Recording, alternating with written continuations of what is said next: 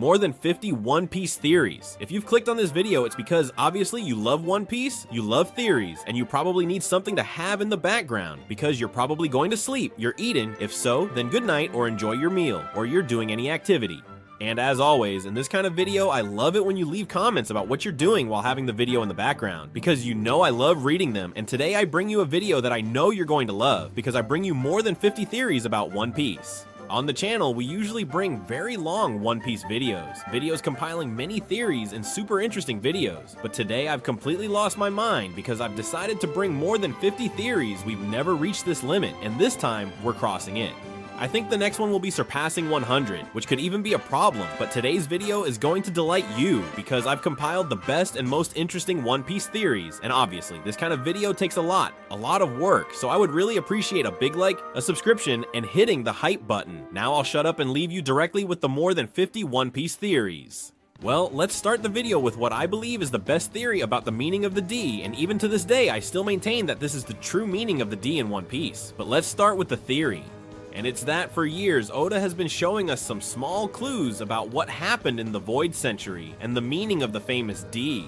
To understand what meaning I bring for the D, first we'll have to take a small but interesting detour throughout the entire story. We'll start by analyzing the person who very likely knows the most about all these mysteries. And yes, I mean Imu-sama. And the little we have seen of Imu has shown us many details that not only tell us information about what they are like, but also shout out information that is very easy to overlook. 3 scenes we can investigate. The first is when Imu sits on the empty throne before the Gorosei. The second is when they go to see the Straw Hat. And lastly, but by no means less important, we have the moment when they are summoned to see the Gorosei. And yes, today we will focus mainly on the last 2, with which I will be able to give you the meaning of the D. Okay, right now, I know there may be people saying they don't understand what I'm saying and wondering how am I going to glean such things simply from panels where literally you can't see anything. Well, actually, Oda has done very well to hide as much as possible, but the truth is I think we can find something very interesting if we look closely enough. And it's that when Imu goes to the giant straw hat, several questions arise. Where is that place? Why does it have Luffy's poster? Who is the other person? Why do they have a hat identical to Luffy's but larger stored there? And what do you think if we start answering all of them? To begin with, this place is located under the Pangaea Castle, and we see Imu going down some stairs and reaching a part, an area that, as everything indicates, is a sort of cold storage. So what better place than this to build such a facility than by doing it underground? The sign he carries is Luffy's to compare his hat with the one he has stored. I think we all agree on that. And the extra sign, the secondary sign, is of Blackbeard. We can assume this because he is a D like Luffy, and because later when they call Imu, his sign is torn on the ground, right next to Luffy's. This panel disrupted the entire community at the time, and from there, all the theories began, saying that this was Joy Boy's hat, that it was an ancient weapon, that it was the crown of an ancient king, and many other crazy ideas. For me, this posed a big problem because it's supposed that Joy Boy represents the opposition to the world government, and doesn't it seem strange to you that they keep his hat? It is true that he could keep it as a trophy, but I have really thought about it, and it doesn't quite fit with the way everything has been presented to us. And the truth is, this seemed very strange and unusual to me, so I started thinking of various possibilities and reached a rather curious conclusion. And that straw hat belonged to Joy Boy. But really, this hat is nothing important, or at least it wasn't before. And if you haven't misunderstood, this hat was nothing more than something Joy Boy wore, among many others. The important thing is to explain why Imu keeps that hat, if it was nothing more than an accessory for many people. Let's see who Joy Boy was during the Void Century. And yes, to clear up any confusion, I clarify that Imu was already alive at that time, and the little we know about Joy Boy was tremendously expanded thanks to Roger's flashback, where we saw the Sea King say that his sovereign would soon be born, and that another sovereign would be born in a distant sea. All of this happened on Fishman Island, along with the poneglyph that Robin read there. These two people were known as sovereigns, and now their wills, which reside in Luffy and Shirahoshi, are going to meet again. Now that we know this, we can understand that Imu is wondering if that young man has his will. We know that there was a great ancient kingdom that was completely erased from history, a very advanced place from which I believe both Imu and Joy Boy came. In this place, those who already had the letter D in their name coexisted with those who, didn't they? In other words, there were the country's rulers and their slaves. And we know that in this series, slavery plays a very important role, from the slaves in Mary Joas to those sold in Sabaody. And on this island, there was a ruler, and under him were high-ranking officials, one of whom was Imu himself, who had as a slave and friend a man capable of smiling even in the worst situations. Joy Boy. Okay, let's see. I know this sounds very crazy, but now everything will make sense, really. Pay attention as I'm going to tell you how I arrived at this strange conclusion. In this case, I believe he might have taken inspiration from the biblical story of Joseph. This man was sold to the Egyptians as a youth and lived as a slave to Potiphar, who was a servant of the Pharaoh as captain of his personal guard. Over the years, Joseph earned the respect and trust of Potiphar like no other slave. Because of a lie from Potiphar's wife, Joseph was arrested and imprisoned, thus separating them. As an additional note, I would like to point out the meaning of his name, which is he who belongs to Ra, with Ra being the sun god for the Egyptians. In my opinion, in the Old Kingdom, all the slaves had straw hats on their heads, which allowed them to be differentiated from the rest, as well as carrying the letter D in their name. This D would be nothing more than simply Dore, the word for slave in Japanese. And perhaps one day, problems started between both sides, possibly due to these two men, maybe over wanting the Akuma no Mi or the Haki. In my opinion, Joy Boy was falsely accused of treason and this made him explode.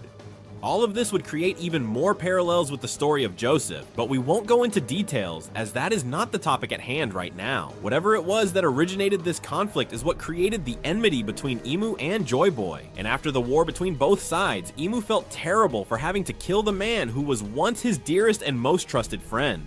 That's why he kept his hat and possibly his entire body. And now I want to give you all the reasons that made me think all this. What's important is the hat, as we know the government likes to market slaves, making it so that anyone who sees it knows what it means that they are slaves. That is why I think that before putting on the current Dragon's Claw, they simply put on a hat that everyone wore, as there was no enmity like there is now. This proof I'm going to show you can be quite dangerous, as it relies heavily on the anime and is not fully detailed in the manga, and normally I don't even like reading these kinds of things, as the anime may have changed 1,000 things as has happened many other times. But in this case, I see it as something very different because it is such a subtle and unnecessary detail to include that it might not have been added just for the sake of it, but it must have a very clear purpose. And I'm talking about the moment when Imu is alerted to go see something rosy, and at that moment, the manga shows us someone kneeling to deliver the message. Just like with Imu, we can't see anything more than their figure without any detail in this scene, but in the anime, we see this scene better, and we see that person. And interestingly, they are wearing a straw hat with a red bandana. As I mentioned, it seems almost impossible to believe that this detail, so unimpressive and striking at first glance, was placed by Toei's decision. They can add content to fights, dialogues, and backgrounds without importance, but something as important as the protagonist's hat, which was once worn by the legendary king of the pirates, Goldie Roger, I do not think it was something random. And if we zoom into the manga image, we can intuit that the hat is there, but we cannot be certain because this person appears completely shaded. It seems that Oda did not want to show it in the manga, but I think he passed the information to Toei to place it there subtly. So subtly that to this day, after asking many people about this scene, only one person mentioned that it seemed familiar, but never gave it the slightest importance. This surprised me a lot since I haven't seen anyone talk about this scene on the internet, and if you've seen it out there, please let me know because I would like to know more about the topic. In this way, we see that the slaves of the ancient kingdom carried both the D and the straw hat. Why did someone continue wearing the hat, and why did some families not hide the D? To answer this, we must first answer why you would hide the D. The most logical thought is that the D were annihilated and persecuted by the world government. That's what everyone who hid the D from their names thought.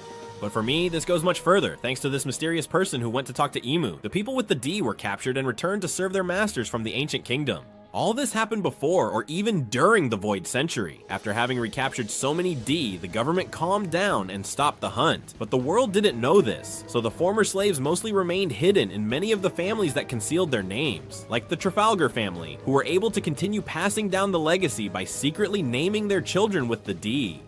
This way, only they would know and could maintain the legacy for centuries. With the strong waves that were created in the world, many alarms were raised in different places by the world government. They were frightened to see a D displaying their initial without hesitation and stirring things up globally. This caused many families to start showing their full name, as they saw there was a major criminal with the D who was not annihilated and erased from history. All this led to another D making noise worldwide, this being Goldie Roger. The government did not consider censoring Roger's name at first, but upon seeing all that he achieved, they feared the resurgence of the D. And not long after, Dragon began his journeys, liberating towns from the power of the world government and creating the famous Revolutionary Army. Currently, we have Luffy, who not only does not hide his D, but his trademark is the straw hat of those same slaves. And the thing is, think about it, Luffy has no idea about all this, and the world government and the families that have passed down through history from generation to generation are stupefied by each action the rubber boy takes around the world. For this reason, he wanted to compare the hat because he couldn't believe that this was real, that someone was reigniting the flames of the rebel slaves. This is why I believe his bounty increased so much after going for Big Mom. They considered him a real threat, not just for everything he had done before, but because he was a D with the hat, and he was doing it, and they fear he might be seeking revenge without knowing that he just wants to be free and eat meat. All this because a D decided not to hide his name and went out to sea with the hat, using it as a message to the then newly created world government, something like saying, "I do not fear you, we are here and we will regain our freedom someday, just wait." The D that Roger was waiting for was none other than the one capable of fulfilling this mission, carrying the name and the hat. Because besides, when Roger returned from Laugh Tale, we saw that he spoke with Shanks and asked him a question, to which the answer made Shanks cry, because it meant that Shanks could not follow Roger's dreams. I believe that at Laugh Tale, Roger discovered everything that also included a prophecy mentioning a brave D wearing the hat and freeing the entire world. So he told young Shanks, who surely spent his days encouraging his captain, his mentor, and his father figure, saying that he would take charge of freeing the world, that he would be the one to finish the task. So Shanks went to ask if he discovered anything about the world's past, to which Roger responded with a simple, "Yes, I'm sorry kid, but it seems you won't be able to follow my ideals," or something similar. This is why Shanks fervently sought a D who could wear the hat.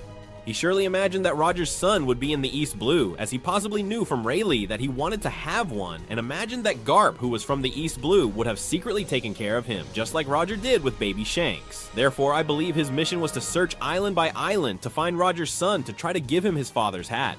But this took a big turn as he met Luffy and saw the living image of his captain, even saying the same words. Luckily, because if it had been Ace, he would have said that it was Roger's and would have burned it in 2 seconds.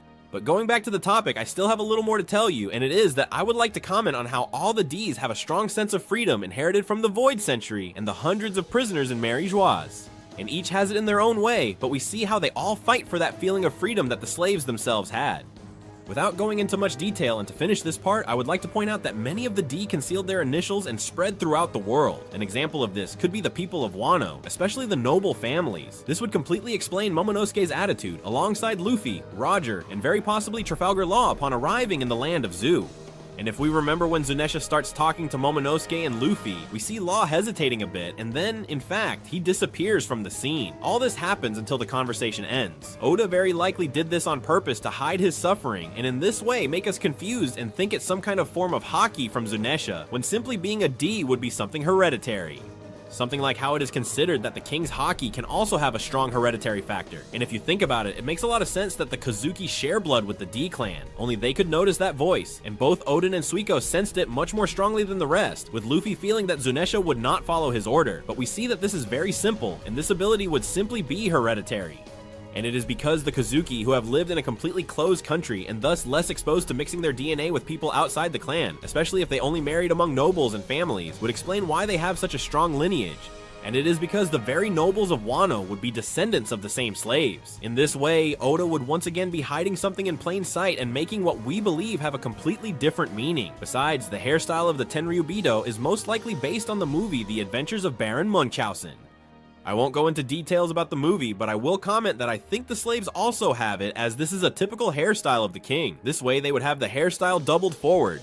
And something like that is very similar to the typical ancient hairstyles in Japan, which could mean that by having closed off Wano, they did not adopt external cultures. And this bun has almost, well, not changed since then. I think they shared the hairstyle because it was the insignia of the ancient kingdom. If we look closely, it could be said that this hairstyle resembles the tail of a great whale entering the water.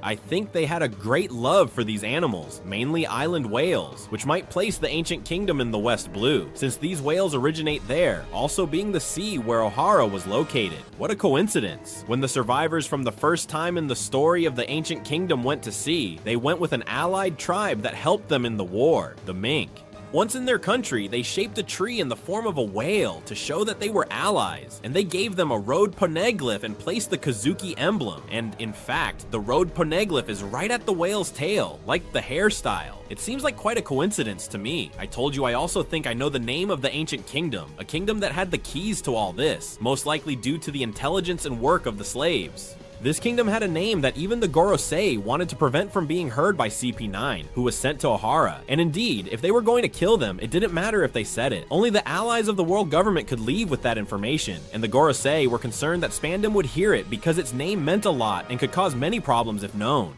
The name that this kingdom had would shock Spandam and the readers themselves, as it was a name we all knew too well, and that's because the name of that kingdom was none other than Mary Joas. That's right, that kingdom had the same name as where the celestial dragons now live. But why do they share a name? What does it mean that the ancient kingdom was called that? And why did they adopt the same name? And who created the new Mary Joas? And all these questions were what the Gorosei feared Spandam would ask.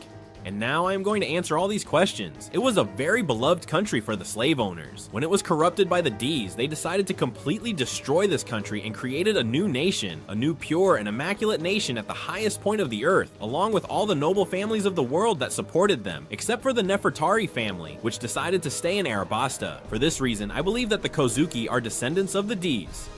Runaways from the kingdom that existed, specifically being a family related to birds. And we have seen how some have uncommon names, like Monkey, Jaguar, Trafalgar, Rocks, etc. This completely sounds to me like each family either specialized in what their name says, or served families with that name, as if we say that Luffy's ancestors were the monkeys, thus making Luffy the slave D of the monkeys. The birds, as I mentioned before, would be the ancestors of the Kozuki, and this is because their emblem is a bird. If it were me, I would want to keep the name in some way to the old name I had to discard, and what better way than to use it as an emblem for future generations. I also came across other possible D's, and again it sounds crazy, and some would be the Jetty Cool brothers. Yes, do you remember those two who appeared out of nowhere? Well, these guys wore a hat very similar to that of our protagonist, and interestingly, it was larger in size and found in an icy area. And now is when we return to the topic I mentioned at the beginning in what could be considered giant quotes. And it's true that the hat that Emu keeps is indeed large, but the anime exaggerated its size a lot, and because of that, we might have an incorrect idea of their bodies. And if we reduce their size a bit to match the mangas, we have a size much closer to the hat that is kept and could belong to Joy Boy. Could it be that Joy Boy was from this strange race of giants? Well, I think so. And I will explain my reasons, and it is that the Yeti Cool brothers appeared for the first time in the last panel of chapter 665, but they did not become prominent until 666, titled with their name, Yeti Cool Brothers. Curious that the first time we see a race that could be that of Joy Boy, the natural enemy of the gods, they are introduced in chapter 666. Which would be the number of the beast, the number of the demon. On top of that, it turns out that this hat is kept in a freezer, and although it could be used for more things, the hat could see them drawn without suffering the effects of the cold. For this reason, I think Oda decided to do it this way as a nod so that later on we can say he dropped a hint so long ago and wonder how we hadn't seen it before. And it's not just that these two brothers wore those hats, but they were called Yetis, which are known for resembling apes a lot. You might wonder if it has any importance that they resemble apes, and I'll tell you that, just like with the name of the ancient kingdom, we've seen it before. And when we went up to Scipioea and saw Roger arrive, we saw a large bell tower that had some monkeys engraved with the hat. At first I thought it was a prophecy about Monkey D. Luffy, but after talking with a friend, she told me it seemed like a myth to her.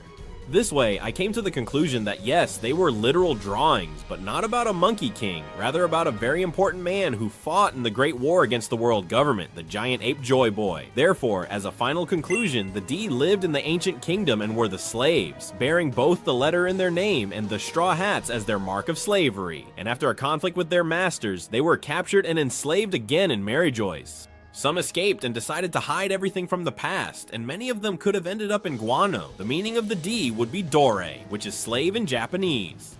And one of those who escaped never hid anything, and his hat has traveled for 800 years or more. They continued creating more within their family up to today, which is worn by Monkey D. Luffy, and the ancient kingdom shares a name with the new Marie-Joys, which was created by the winners of the war to keep what their slaves took from them, and I believe that Joy Boy was from the race of the Jetty Cool brothers. So this would be my theory about the D, and I know that more than one of you are now completely freaking out, saying how is this possible? What an incredible theory. I know there will be people thinking that you already know the meaning of the D, and I feel the same way. I love the fact that the D is Dore, that they are slaves. It all fits for me. It makes perfect sense. And as I say, that scene where someone with a straw hat comes to call Emu and treats him as if he were his slave, it fits perfectly. So that would be the first theory. And let's move on to the second. The D, who was this clan or family? Why are the government and especially Emu so obsessed with them? What is the word behind this letter? With all of this, it is clear that Aichi Oda, from the very beginning of the work, and even Oda's first editor, revealed the initial ideas of the work. The sketches and concepts where we can see that the first drawing of who would become Luffy had a headscarf with the Gomu Gomu pattern. And most importantly, that character was named Monkey D. Pow. This lets us understand that from the earliest moments of One Piece, the D, its presence, and the mystery were already in Oda's plans, long before the name Luffy even existed. Although we will leave this for another time, because these were not the only things this editor revealed. All this information reinforces that the mystery of the D is not something improvised, but a fundamental piece of the lore. Oda has been preparing its revelation for decades. But what if I told you I think I have discovered the meaning behind the D? And I have done it using hidden clues, folklore, ancient religions, and symbology. And I have reached a point you have probably never heard before. The D does not mean dreamer, nor crescent, nor anything. The D means... wait, I can't tell you yet. First, we need two things. One, that I explain why you've probably never heard this meaning and it makes sense. And two, that you subscribe to the channel. So now let's start from the beginning. First, we'll talk about the Noah's Ark Joy Boy. We go back to Fishman Island. There they show us a sacred, gigantic vessel from the Void Century, the Noah Ark. Does that name ring a bell? It is exactly like Noah's Ark. Plus, it's called Ark. And visually, it also greatly resembles how Noah's Ark is depicted in Western iconography and drawings. And according to King Neptune, in chapter 649, the Noah Ark was built 900 years ago to fulfill a promise from Joy Boy. It was designed to transport the people of Gyojin Island to the surface, and Joy Boy was unable to fulfill his promise, leaving an apology letter on a poneglyph. Does that ring a bell? In the Bible, Noah builds an ark by God's order to save humanity and animals from a universal flood. Joy Boy built an ark, or helped to do so, to save his people. But from what? The next thing we'll talk about is the attack by Imu, and we jump to Lulusia. Imu launches a devastating attack on the kingdom of Lulusia, and the sky darkens. Lightning strikes. The entire island disappears from the map. All this points to it being Uranus, one of the three ancient weapons. In the same way, Dragon and the Revolutionary Army theorized it, and that this would be activated with a replica of the Mother Flame that Vegapunk was developing, and that was only a partial replica. Vegapunk claims that not even that complete replica could compare to the original, and even so, its power is enough to cause two effects. One, the total and instant destruction of the island, and two, the rise of the sea level by 1 to 2 meters worldwide. This connects us with Vegapunk's posthumous message, and this is where he gave us the major information that 900 years ago there was a great flood caused by the use of ancient weapons during the Great War that occurred in the Void Century, which caused the sea level to rise by up to 200 meters, devastating and leaving approximately 80% of the land surface completely flooded. A catastrophe without preamble. Let's move on to the next. Technology and longevity and the meaning of life. And how is it possible that a society almost a century ago had a scientific and military level so high and immensely superior to the current one? So much so that Vegapunk confirmed this, and in fact, claims that not even he, who is the greatest genius in the world of One Piece, can replicate it. All these points remind me of a specific book, the Bible. And here we come to the big revelation. The D stands for Diluvian. This is a word that exists in both English and Spanish and refers to something related to the Great Flood. It can be before or after it, but it always surrounds it. And this is very important. Why? Pay attention. The flood in the Bible was caused by God. The self-proclaimed gods are the ones trying to hide this information and who seem to have a power that would result in the rising sea levels, as happened with Lulusia. So, the flood was not a normal rain of water, but rather a large-scale attack, where countless lightning bolts poured down precisely, caused by the weapon Imu had in their hands, which would be Uranus, using the energy of the Mother Flame, thus generating an artificial flood with practically the same consequences as the one in the Bible. Additionally, in Genesis 5:32, it is said that Adam lived 930 years. Humans before the biblical flood were described as long-lived, wise, and capable of great works. In One Piece, the only character confirmed as a survivor from the Void Century is Imu, with over 800 years. Also Zunesha, who is condemned to wander the world since before that era. curious. And if the humans of the Void Century were like those from Genesis, more intelligent, more long-lived, more advanced, and that's why they were destroyed. And wait, are there more correlations with the Bible, since humans, being more intelligent and long-lived, reached a higher technological development that led them to wars and also to evil? And we just have to remember the Tower of Babel, which was said to reach the sky in height. That is why God wanted to restart the earth, as mentioned in Genesis. And the Lord saw that the wickedness of humanity was great on the earth, and that every intention of the thoughts of their hearts was only evil. And the Lord said, I will wipe from the face of the earth the man I have created, from man to livestock, reptiles, and the birds of the sky, for I am grieved to have created them. In the case of One Piece, we do not have a figure of a creator god, but there is the self-proclamation of being one, as is the case with the Tenryubito. It's not the first time they've made such a claim, and well, as they say in the World 2 of the mural, they killed the sun and called themselves gods. This implies a confrontation between what is said to be right or should be followed as a norm or law, and also the freedom for which Joy Boy fought, applying this divine punishment against the revolution of all these races, concluding with the attempt to end those who opposed them. This global catastrophe ended up being caused. And why would this make sense? Because in the Bible, 1, the flood was sent by God to purge evil, and 2, humans had strayed and taken the wrong path according to God's law, corrupting the world. 3, God decided to destroy everything and start anew. And in One Piece, the Tenryubito call themselves gods. Imu seems to have the power to restart the world. And 3, Joy Boy and the Ancient Kingdom were a threat to their order. Or with an artificial flood with impossible technology, the Mother Flame. The Mother Flame plus Uranus. And watch out, because there's more. Let's talk about Emeth. Remember the giant iron robot, the one that activated upon hearing the drums of liberation and was created in the Void Century and attacked Mary Joyce in the past? It's called Emeth. Emeth is a Hebrew word that means truth. In the Jewish legend of the Golem of Prague, the word Emeth was written on the golem's forehead to give it life. If the first letter was erased, it became Met, death. Oda does not choose names randomly. That robot has been waiting centuries to awaken, just like the truth of the world. Emeth represents the dormant truth that Joy Boy left behind and the mission entrusted to him. Now let's go to the giants, the Nephilim, and the Bible. Because, in addition, there's something that has always seemed curious to us, and that is that there are D who are also giants. Something that can be surprising because it would break that possible family or clan relationship by being different races. But let's go back to the Bible before the flood. If we read Genesis 6:4, it says the following: there were giants on the earth in those days. It correlates again with biblical texts. Before the flood, it would explain why there are people from the D family as giants, like Jaguar and Saul. Furthermore, in Elbaf, we have already seen marriage and having a child between a human and a giant. Gaban Giga Chad, they took the sons of God, the daughters of men, and they bore them children. These were the mighty men who were of old, men of renown. There are many interpretations, but one of the most interesting for the story is the mix between fallen angels or deities with humans, explaining ancient myths and legends. And we have a hybrid race about which we know nothing, but which has always been hunted and enslaved by the world government to the point of near extinction. And yes, I am talking about the Buccaneers. The community has typically thought that the Buccaneers are a mix between giants and humans, but recently we've seen a child from both races that does not generate a new one, as in the case of Skopper Gaban and Red. Now then, is there another race with great resilience, greater power, strength, and dark skin? Yes, those formerly considered and called gods who lived on the Red Line, the Lunarians. And if the Buccaneers are a mix between humans and the ancient gods of that time, it would maintain the thread explained so far, explain the race of the Buccaneers, and align again with the Bible, explaining the reason for the hatred and persecution by the world government, just as they did with the Lunarians. Everything fits. Conclusion: we have an advanced civilization destroyed by a flood caused by the self-proclaimed gods. Then we have an ark that sought to save an oppressed race. Then we have giants or similar races that could have been purged. Then we have a universal flood, also a Hebrew word written by a robot 900 years ago that only awakens with the truth and also direct correlations with the Bible and the events of One Piece. And everything points to the fact that the bearers of D are not simply rebels or pirates with luck and power. They are the heirs of the world before the flood.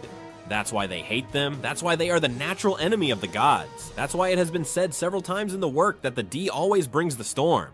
And if Joy Boy was the Noah of his time, then Luffy is the flood of this era. And this would be the second theory indicating that the D means diluvian. I really like the whole theme of the relationship with the Bible because it's clear there could be a strong connection. Obviously, we know that Oda is a very intelligent person who loves to have everything connected, and it could be diluvian. And it seems like a very original and very interesting theory to me, so that's why we bring it. Let's move on to the third one. And with the third theory, we are gonna go with one of the most famous, most well-known by the entire One Piece community, and at the same time, one of the simplest, since we are not gonna focus on parallels with other works. We are not going to focus on parallels with other stories, and we are not going to dig through the manga for specific dialogues or things, but we are going to go to a more general level. But on the other hand, this theory is well supported, fits well with the work, and is probably something you've all heard or thought of. And if not, let me know in the comments because I'd be surprised. The theory is simply and plainly that the letter D means a smile. That is, when we take the D and turn it around, we see a smile. So basically, that is what the D would mean. I know there will be people who don't agree at all and think that this doesn't make sense, but it's true that throughout the work of One Piece, we've seen certain arguments and certain things that could make us think that this might be real. And in fact, I would tell you that this theory, despite being many years old, as the manga has progressed specifically since the Wano arc, I think this theory can become much more strengthened. The idea, as I said, is that the D means a smile. Now then, why would this happen? Why would the D be that? A smile. There are several arguments to think this, and one of them is the strange relationship between the D and smiles. And it's that when we've seen some D characters die, they've had a smile. And we've seen, for example, Luffy, when he was about to die in Logtown, he smiled and the lightning struck and saved him. Then we have Ace, who smiled before he died as well. Even Roger, too, the last thing he did was smile. And as I say, this strange relationship might suggest that the D could mean a smile. Besides this, there are many things. Obviously, a very important factor is that the final island is called Laugh Tale, which is Tale of Laughs. So obviously, this idea implies that maybe this D means smile because it is completely related to Laugh Tale, with laughter. And another argument to consider is that in One Piece there are very distinctive laughs, and it is one of the most important and distinctive elements of all of One Piece. We start watching the series, and surely if we think a bit, 3 or 4 very distinctive laughs come to mind, which are very strange and given a lot of detail. It's true that not all the people who have these distinctive laughs are D, but it is also true that this idea that laughs are important has been emphasized a lot. So of course, beyond the D meaning smile, it could come from it being a reminder that laughter is important for something, or at least it was for the ancient kingdom, and this might have importance in the future. But as I say, those are variations of the same branch of the theory, which is that it comes from the D, which would be the smile. Something else important that we can highlight, and that can be added as a very interesting argument, is that in the Wano arc, right at the end, when Luffy awakens his devil fruit, we see that he transforms into Gear 5, and we see something very important, which is that Luffy starts to laugh a lot more.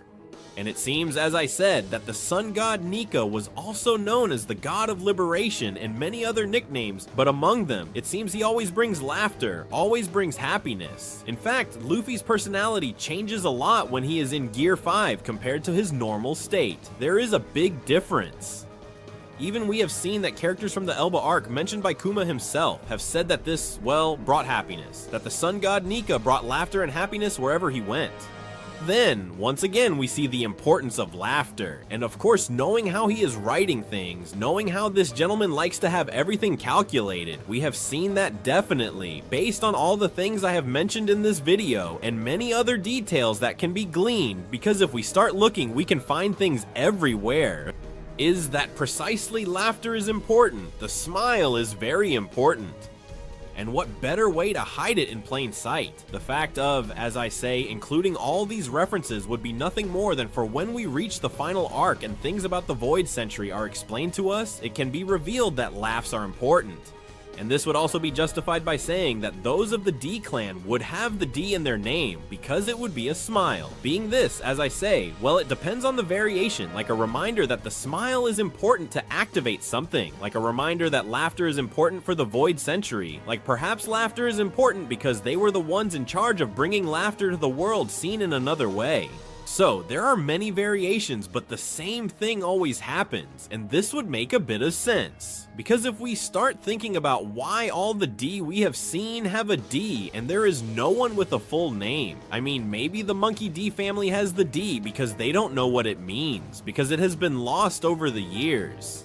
even in the Gold D family, or even in the Jaguar D family. But really, in all the D we've seen, no one has their full last name, and they all have a D. Perhaps that D we think is a word is nothing more than that, a smile, a symbol that means a smile. I think this makes a lot of sense because, as I said, these are families spread across the world, even belonging to different races, because we have seen that, for example, Saul is a giant and has nothing to do with Luffy in terms of race, and we have seen that they indeed share the same D and everything remains the same. So, these are quite curious things, and perhaps we are thinking week after week, trying to analyze everything, searching for hundreds of meanings and all, and then in the end, it turns out that it is simply a smile. It's something that personally seems very typical of Eiichiro Oda, something that wouldn't surprise me at all if Oda ends up doing this, and I have to say that I can even see it being somewhat feasible. In fact, something very important that is mentioned, that seems to be very important and is said to have been completely intentional and nothing more than symbolism by Oda, let's say, in some way to do a bit of foreshadowing of what will happen with the D and the smile symbol, it's precisely the smile fruits. And it's because the smile fruits we have seen doom those who consume them to laugh forever. That is to say, they cannot express any emotion other than laughter, not only emphasizing laughter again, but it would be a kind of macabre parody of the true power of the D or Nika, which would be to make people laugh with joy. And this would be a bit different, since we would see that people smile with the Ds, people are happy, and the D symbolizes the smile, and those fruits that remain somewhat defective and are closely linked to the bad side of the world, with what could be the world government, since the person who trafficked them was Doflamingo, who is the closest representation to Emu that we have seen in the One Piece manga. Is the person who was controlling them, which would be nothing more than a kind of parody, showing us that it would be like a fake laugh. That is to say, the D would bring you true happiness and joy, would make you laugh, while the smile would make you laugh, but would not truly make you happy. In other words, it would simply be an aesthetic thing that you would see from the outside, like everyone appearing very happy, but inside they would be shattered. Being, as I say, a kind of parody on the part of Eiichiro Oda, making it very macabre. So, as I say, this theory is one of the oldest in the One Piece community. It is one of the first meanings given to the D in One Piece, and it seems that arc after arc, at least, the smiles and laughter are gaining strength. Now I ask you, do you think this theory could possibly be real? Personally, I see a bit of a problem. It is true that I can see a lot of symbolism, but it is also true that there are other theories that convince me quite a bit, and I quite like the idea that the D could mean a smile. I would have to see how Oda can do it, and I think that if it's really incorporated into the work, it could be quite interesting, but it's one thing for me to like how it could be embedded in the work, another thing is for me to like the result, and another is to really see the possibility of it happening, which obviously lowers the likelihood significantly. So I want you to leave in the comments right now what you think about this third theory, whether you agree or not, and if you even have any additional arguments to add, then leave them in the comments. And now, let's move on to the fourth theory. As for the fourth theory, we are going to something relatively similar to what we just discussed in the third. Regarding the third theory, beyond having mentioned that the D could mean a smile, the most important, the most notable in comparison to most theories is that, as I have mentioned to you, it does not mean a word. It does not mean, for example, Tore, which we mentioned earlier. It does not mean Diluvian, which we mentioned earlier, but it would mean that, a symbol. And one argument I have given you, which I believe makes a lot of sense, is the fact that no family of the D clan has its full name, given that, as I say I repeat, each one is separated by parts of the world, many don't even know each other and even belong to different races, which, well, wouldn't make much sense for them to have that D, but they would have to have at least one with the full last name, especially because, as I say, they come from family branches from way back. So, what if this really is what I'm saying? Because it's not a word, it's a symbol. Now, what about this? Okay, it's a symbol. What happens? It's not a smile like the third theory, so what does it mean? Well, the idea would be that it doesn't mean anything specific, and this can be a double-edged sword. What I'm getting at is that the theory is literally like this. The theory says that indeed the D doesn't mean anything, but it is very important that it's simply a symbol. The most widespread idea, the most comprehensive idea, is to say that the D is nothing more than an important symbol for either the ancient kingdom or a group of people very affiliated with Joy Boy, or it could even be that it was affiliated with Joy Boy. Within this idea that it does not mean a word, but rather a symbol, I have found some interesting ideas. I have found the idea that the D is nothing more than a representation of what could be seen in the sky as a crescent moon.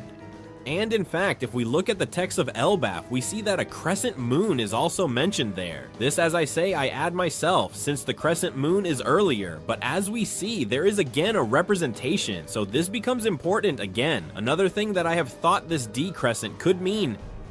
Another thing I thought this letter D could mean, if it were a symbol instead of a letter, it could mean, if we go completely crazy, the top of the straw hat, which obviously again is a letter D.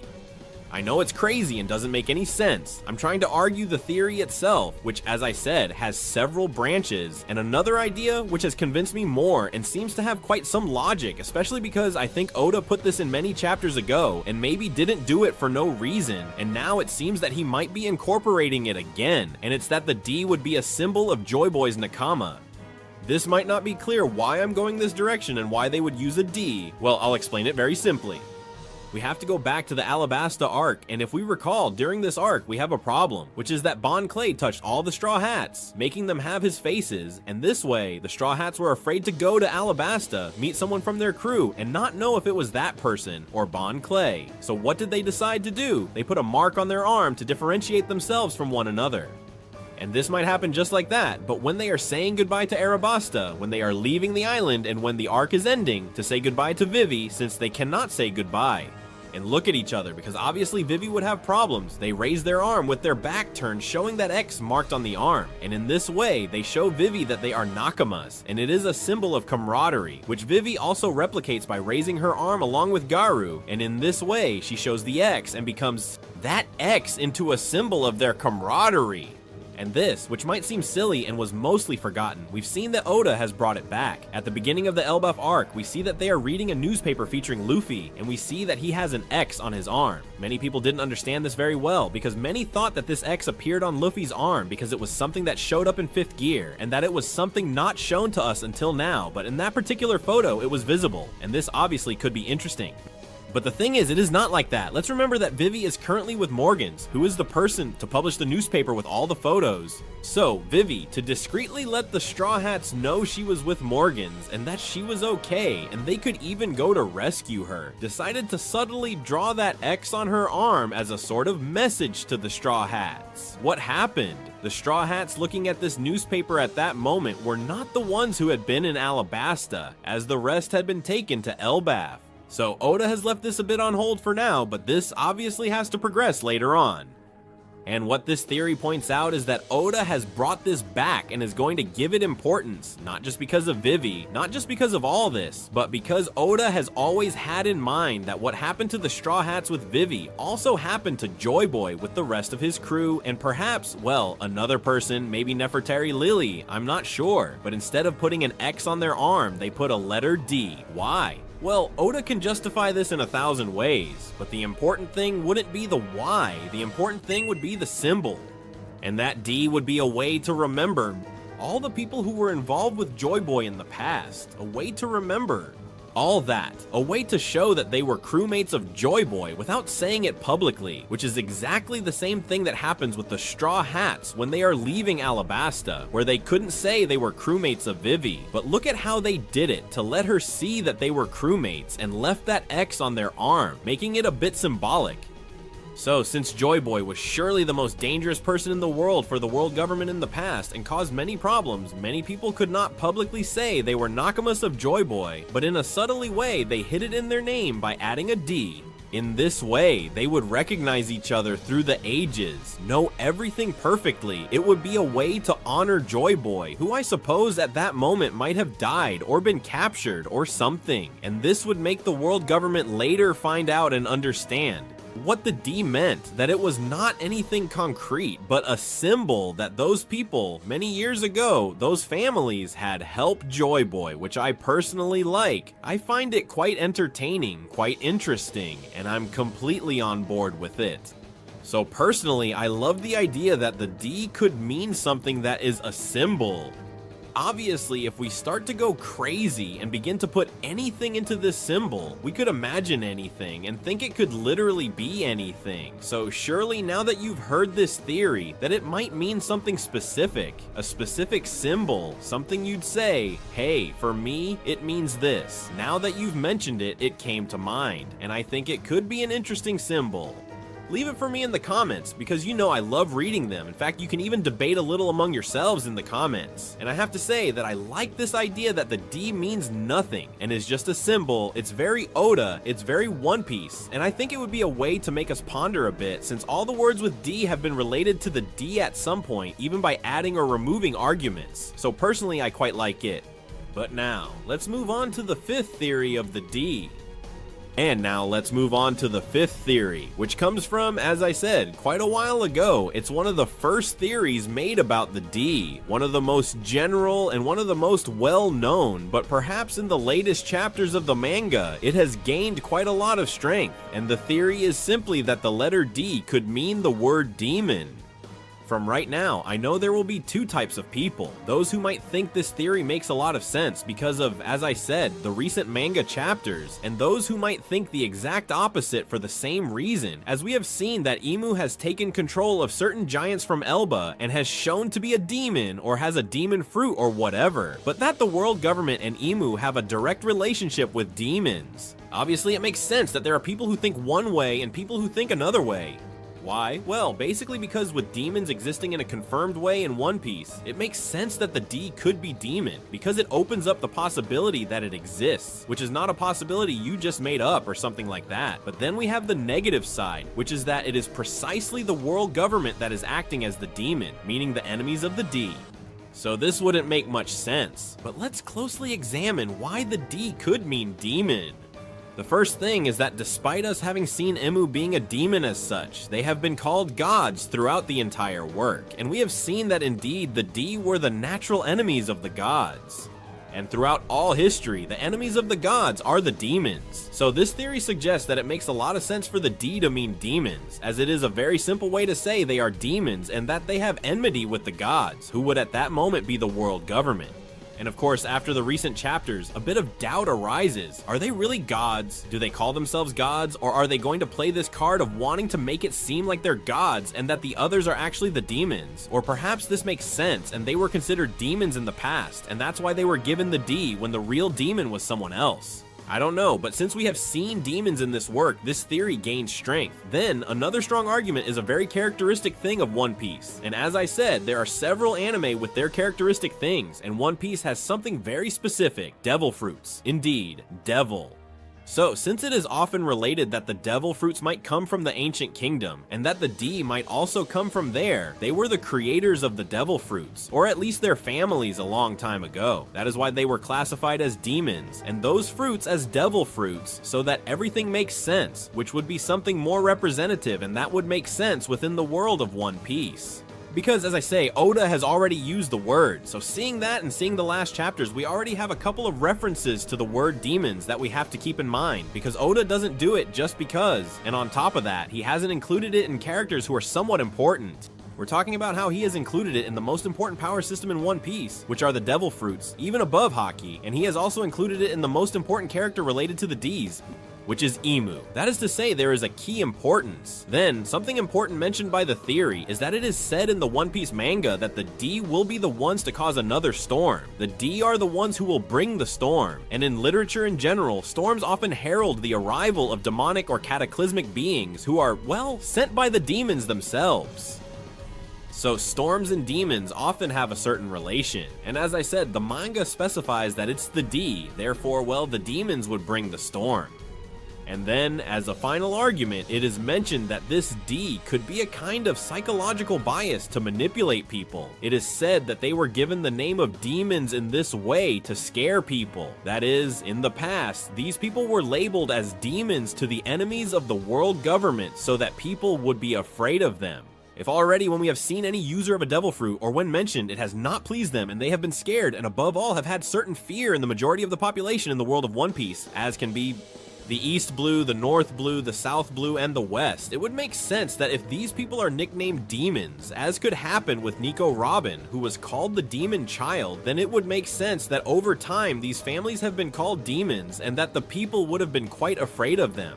Even they had to shorten the word to the letter D so that no one would recognize it, but among themselves, they knew that D stood for demon. This way, people wouldn't get scared, and they would keep the D in their name to remember what happened, to remember that they were labeled as demons by the world government. And that in the future, they could seek revenge, which I must say makes quite a lot of sense.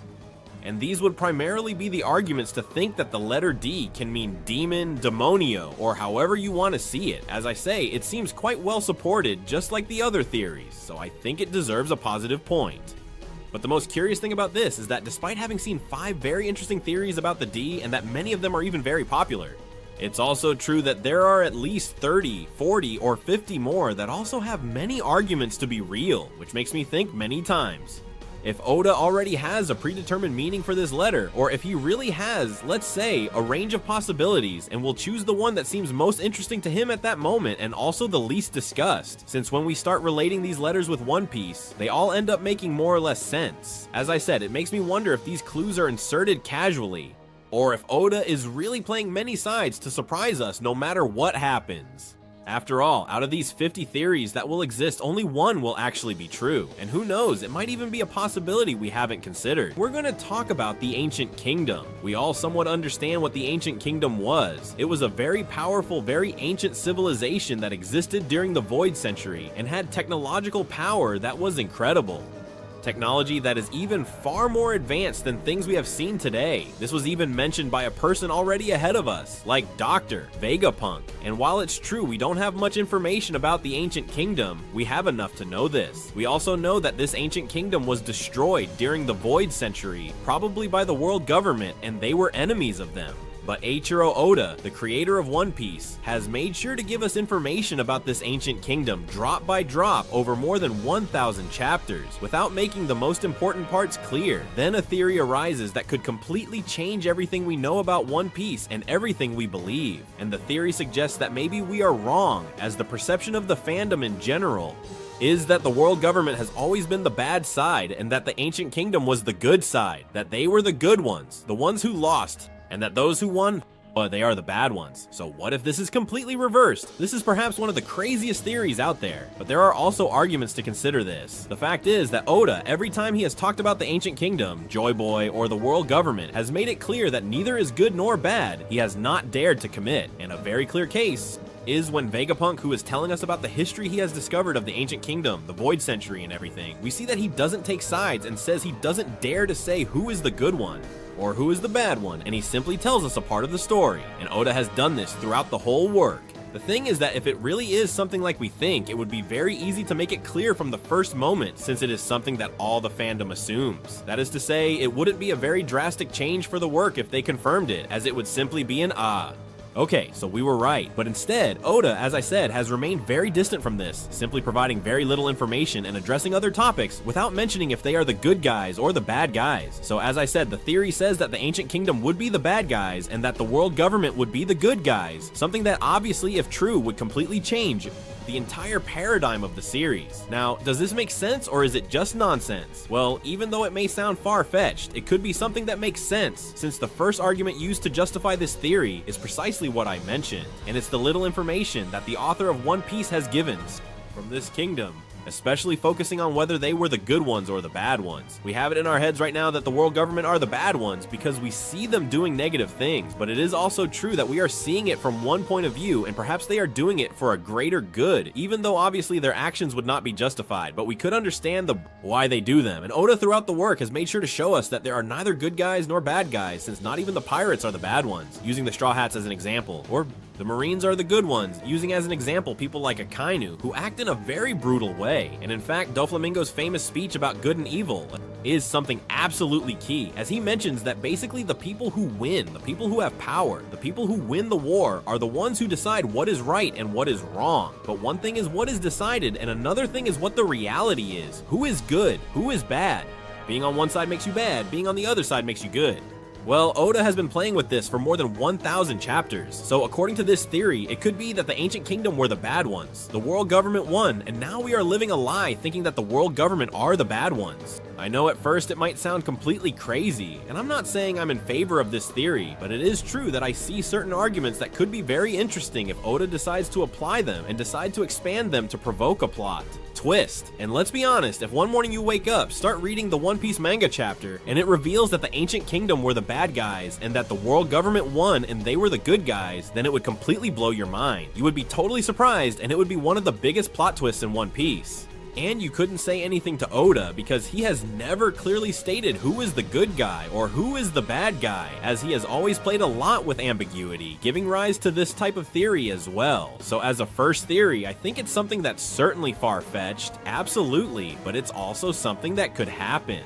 And here, what I want is for you to leave in the comments right now whether you agree with this theory or not. If it had crossed your mind, if you have anything to argue for or against the theory, leave it in the comments. And now, let's move on to the second one. And with the second, we go to something that I think everyone at some point has theorized about things close to this. And it is something that Oda has shown us very clearly. It's something I vividly remember my reaction to when I read it. I remember being in the gym with a friend and reading the One Piece chapter between sets. And when I read it, I was just frozen for a minute or two. And my friend asked me what was going on. Then I had to explain the scene to him, and he, who hadn't watched One Piece, looked at me like, "You're crazy." Today, I have managed to get him up to date with the One Piece manga, and when he saw that, he felt the same as I did and said to me, "Now I understand you," and what I'm talking about is the Reverie arc. I'm specifically talking about the scene where we see Imu, who comes down with Luffy's bounty to a room, and we see that he opens a door and encounters a cold chamber, a frozen chamber, and we see that there's some sort of shelf, and on top there's a giant straw hat, just like Luffy's, frozen. And as a result of this, obviously many theories have emerged. But the one I'm going to present now is a theory that using this argument can suggest that, well, something very crazy could come out of it. The theory basically says that this is nothing more than a foreshadowing from Oda, making it clear that Joy Boy did not die and is frozen there. Yes, just as you hear it, Joy Boy did not die and is frozen there. I know that many people might say that this doesn't make sense, that there are several arguments that couldn't come out, and we would need to see how he is. And the first thing is that it is supposed that Luffy could not have the Nika fruit, since we assume that Joy Boy had that fruit. But the theory suggests that we do not have 100% knowledge of the devil fruits, and that we don't know exactly to what extent they can be used one way or another. That is to say, if a person is frozen to the point where they are really dead, the fruit could emerge, and then when thawed, that person, it wouldn't be dead, but rather, as I say, it would be cryogenically preserved. But the fruit would have already left their body, and it would be a way to extract it. Another thing that is also mentioned is that Joy Boy's will could not have been inherited by other people. And here it goes back to the same. According to the theory, since Joy Boy at that moment would technically be dead, but then would not die due to the same issue of being able to defrost him, then here they go into different variations saying other things about Joy Boy, since there are people saying that maybe the government will use him as a weapon, some saying he'll be used as a slave, some saying he won't have relevance. There are many variations here. I have to say that for me, the idea that Joy Boy is frozen, I don't completely dislike it, but I don't think he's alive. I believe that Joy Boy did indeed die during the Void Century, and I think at most we could see his hat, his head, something of his body as it is, frozen, and that they have something there, maybe his own bones, but some memory of that first Joy Boy might make sense that Imu has it frozen there in the chamber. But to my surprise, when I started looking for theories about the Void Century in One Piece, this is one of the most powerful ones I saw, and it surprised me, as there were But many people think that Joy Boy did not die, that he is there frozen. But well, it's normal because this cold storage room, along with that giant hat, has brought 1,000 mysteries and 1,000 theories. And I want you to leave in the comments not only whether you think Joy Boy is alive or dead, but also your opinion and your comment on what you think about the giant hat, the freezing, and the whole chamber. What do you think about this? Leave it in the comments and let's move on to the third theory. Let's move on to the third theory, focusing on one of the most important characters in One Piece to date, and also one of the least understood. We're going to talk about the character Imu. I think it's essential that if we discuss the Void Century, we have to mention Imu along the way. It makes perfect sense. And about Imu, as I say, there are many theories, many. And of course, not knowing anything, we could theorize about everything, as is the case with this character, but here they are going to go a bit further. They are going to try to specify it, and this theory aims to explain the entire meaning of Imu, their entire presence, their entire position in the world government, all the explanation they have, all their past and their connection, not only as I said with the Void Century, but with the Ancient Kingdom and the entire mystery of the world of One Piece, as the theory says that Imu is someone from the D clan. People whose secret we do not know today. We do not know what makes them special, but we see they have a D in their name. And today, we still have no idea of its meaning. But this theory goes a bit further. It not only mentions that Imu could be a D, which I have indeed seen several people comment on, but they say that Imu is a D who betrayed the Ancient Kingdom. The theory is basically that Imu was an inhabitant of the Ancient Kingdom, a person from the D clan. Like it could be Kurohige, like Jaguar D. Saul, or like the captain of the Straw Hats, Monkey D. Luffy. But that Imu at some point decided to betray the Ancient Kingdom. Why? For power, to take control of the world government, to create the world government, and to take control of the world, something that finally, over these 800 years, we have seen has gone well for him and he has achieved it. So this theory suggests that Imu could be the precursor of it all and could be the key to the start of the revolution, the start of the fall of the Ancient Kingdom, and the beginning of the rise of the world government. Does this make any sense? Well, if we analyze it coldly, I think it does. Oda has taken great care in everything he does with Imu. Carefully shows all his moves, tries not to show more than necessary, tries to teach just enough. And when he has to show something more, it's clear that he has measured it well and believes it's the right moment. Notice that to this day, we still don't know Imu's name, and to this day, we still don't know what happens to him. It is true that we have heard rumors within the work itself, but they are still just rumors. We don't know their face, we don't know their gender, and we have no idea what happens with this character. So, when we see a character that is so well crafted, and knowing that we are nearing the end of One Piece, and that one of the great mysteries we have is not only the entire Void Century, but the Ancient Kingdom, what happens with the D, what happens with Imu, seeing that this theory could connect several pieces at once and explain to us what the meaning of D is. From Imu, what happened with the Ancient Kingdom from Imu, and who is Imu? Obviously from Imu. Well, it would be a great way to do it.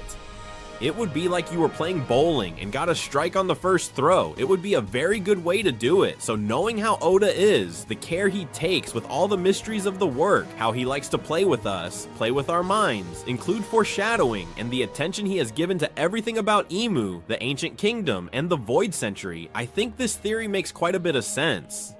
Now, whether I believe it or not, well, I have my own thoughts about Imu, I have my own thoughts about the world government and the Ancient Kingdom, but as a theory, it makes sense. And if at some point Imu says he is like one of the original D, who knows what the meaning is, the name, because he or she may have even put it, the meaning of the D, and also explain why he betrayed the Ancient Kingdom, what the Ancient Kingdom was, or even if we go crazy and hopefully it happens, Oda, please listen to me, having a flashback of a couple of chapters of Imu through the Ancient Kingdom, seeing firsthand how he betrayed the Ancient Kingdom and how he was creating the world government. Why he did that and explaining everything, that could be crazy. It could break the internet and blow all our minds.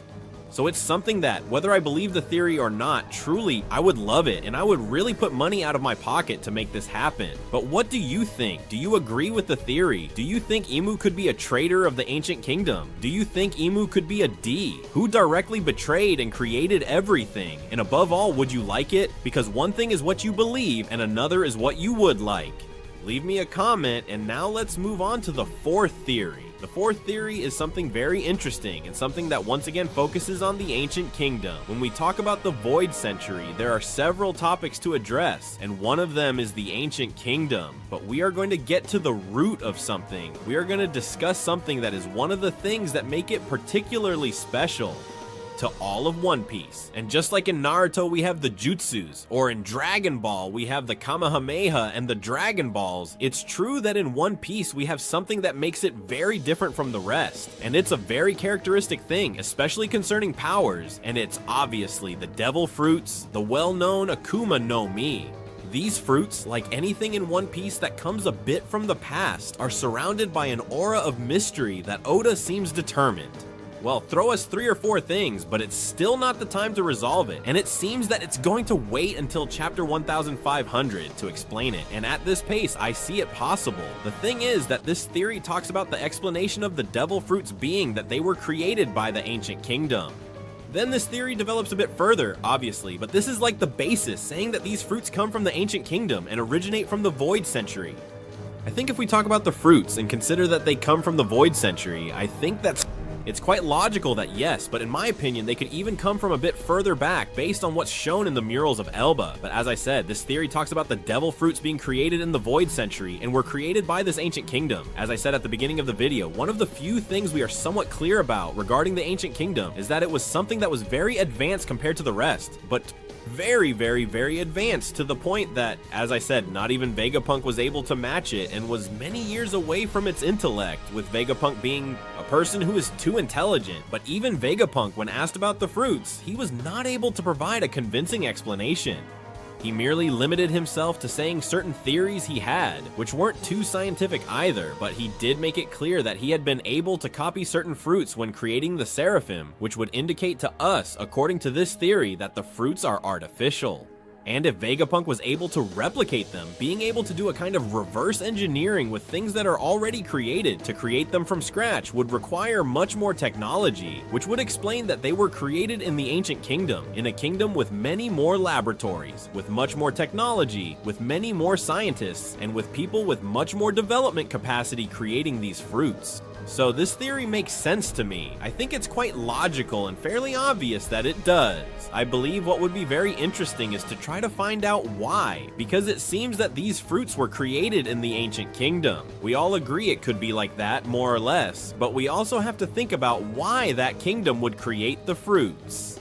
And if they created them as weapons, why did they lose? How did they lose with these things? Did they create them in response to an attack from the world government, or is there something else behind it? I think the topic of the fruits, being one of the central pillars of One Piece, could have another layer of depth, not just who created them, but why, and that the reason why is very, very key. In my opinion, I think it would be totally crazy. I think it would be very, very top-notch, and I would really love for it to be explained. But it's true that seeing how the work progresses, it seems Oda is going to save it for a little further in the future. Hopefully not too much, but seeing how the chapters of One Piece are advancing, it seems there's still quite a bit left to talk about this. So, well, I have to say that I like the theory. I do buy that the fruits were created during the Void Century, and it's true that I have some ideas, but I don't want to share them in this video because we're going to talk about theories of the Void Century. In contrast, if you have any ideas about the fruits or something to say about the theory, leave it in the comments because you know I will read it. And now let's move on to the fifth theory. And now, pay attention, because we're going to the madhouse. We're getting a straitjacket, going into a padded room, and staying there for a long time, because we're going to discuss a theory that is too crazy, and if it happens, I don't know what reaction the audience would have. In general, and especially the more devoted One Piece fans, so to speak. And it's that the theory talks of obviously the protagonist of the Void Century, who was Joy Boy, with the permission of Imu, I suppose, and it also talks about our protagonist. And we have seen that obviously Luffy is a parallel to Joy Boy. We have seen that he seems to have the same inherited will when we have seen Joy Boy, even if only in silhouettes. We have seen that he is very similar to Luffy, too similar to Luffy. We see that it seems he wore the same hat. It also seems he had the same fruit. Let's say many similarities, and this is justified with the inherited will, which we have seen throughout the whole work, which Oda has taken care to explain, and Oda loves to do this. You can see he loves the theme of inherited will, and which we have seen with other characters, since when we saw Oden's flashback, we saw Roger's And we felt that it was very similar to Luffy, with several parallels even in some scenes or behaviors. So I think this makes a lot of sense, seeing the inherited will from one person to another. And as I say, seeing the inherited will of Luffy that we saw in Roger, it makes a lot of sense that this will comes from way back, and that just like Roger and Luffy, Joy Boy was also involved. But the theory tries to explain it in a way, well, more crazy, less realistic, and, well, much less based on things from the manga, but which also, to my surprise, makes a lot of sense. And, well, I don't know if everyone will like it. The thing is that the theory says there is so much parallelism between Joy Boy and Luffy. There are so many similarities, there are so many coincidences because they are the same person. This is crazy, I know. You're gonna say, well, what are you doing? Stop drinking, stop the alcohol. No, let's see. The theory says that Joy Boy and Luffy are indeed the same person, that this Joy Boy we have seen in memories, that we have seen on the mural, that Nika we have seen so many times is simply Luffy. He has the same fruit, he has the same power, such and such. It's the same, it's exactly the same. This would even explain why Emmett got confused upon seeing him, saying, hey, you are Joy Boy. And Luffy was like, what do you mean Joy Boy? What are you telling me? Who are you? But obviously you might say, but this can't be because Joy Boy lived at least 800 years ago, and Luffy, well, is obviously living now. Alright, so the theory talks about time travel. I know someone will say, well, this doesn't make sense. Let's pause for a moment. We've seen the character Toki, who was able to send people to the future, and even jump to the future herself. So, if we have seen people jump to the future, why couldn't there be people who jump to the past? The idea is that at some point, both Luffy and all the Straw Hats, they will travel to the past, and we will have an arc, which will be the Void Century, but it won't be a flashback. Instead, we will experience it, we will see the Void Century firsthand, and this would explain the entire work of One Piece. Oda wouldn't bother to create a flashback of the Void Century to explain it in a very brief, very undetailed way, and seeing it from someone's point of view, but would send the Straw Hats to the Void Century. We would be there and see everything firsthand, because we wouldn't just see how it happens, but we would make it happen, which would be really crazy. This, as I say, may sound very crazy, but the idea is that One Piece would be a loop. That is, Luffy would be born inheriting Roger's will, who in turn would inherit it from various people, who would be the same Luffy. At some point, Luffy would go so far that he would travel to the past, go back, become Joy Boy, and would be the very person who would make the will be inherited, and outward facing the future, and in this way, it would be a loop.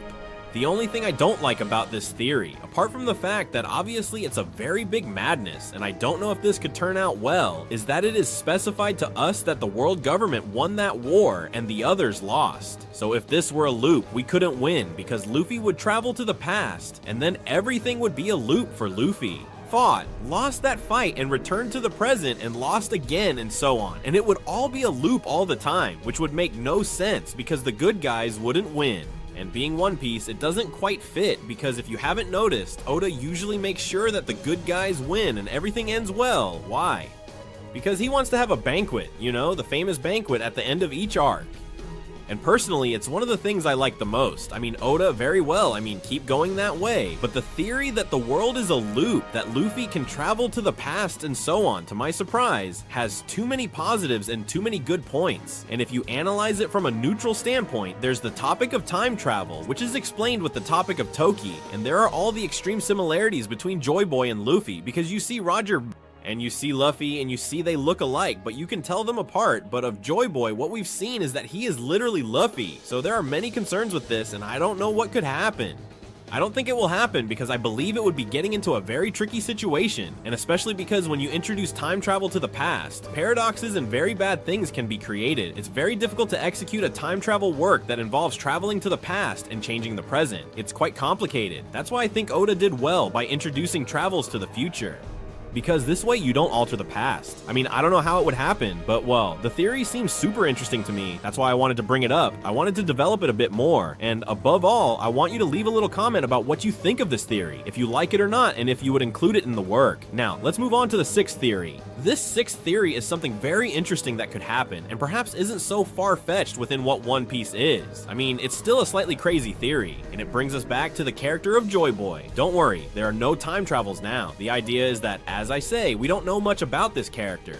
I repeat that we only know he lived in the Void Century, that he seemingly had the Nika fruit, that he resembled Luffy, and that's it. And this is related to various mysteries that might exist in the world of One Piece. And if we look closely as we have progressed through the entire map of One Piece, there are some very crazy things, islands that do not make sense, things that are like magic. And One Piece has a world, and islands that seem taken out of that, a fairy tale, they seem like islands that are fake. And among so many things, Oda may have included something that is not simply natural to the world of One Piece, but it has a consequence. Something that is placed there very subtly to surprise you, obviously, but since it's the world of One Piece, you say, ah, what a cool place. That's it. And the theory talks about there being a very strong connection, important, between the character Joy Boy and Enies Lobby Island. What's going on with Enies Lobby? Some might ask, why? What connection is there? Enies Lobby is a very strange island. It's a very curious place. As we see, there is an island marked with the stone path suspended in the air. There is a very large hole below, and it's a place where it's always sunny. It's a place very strange.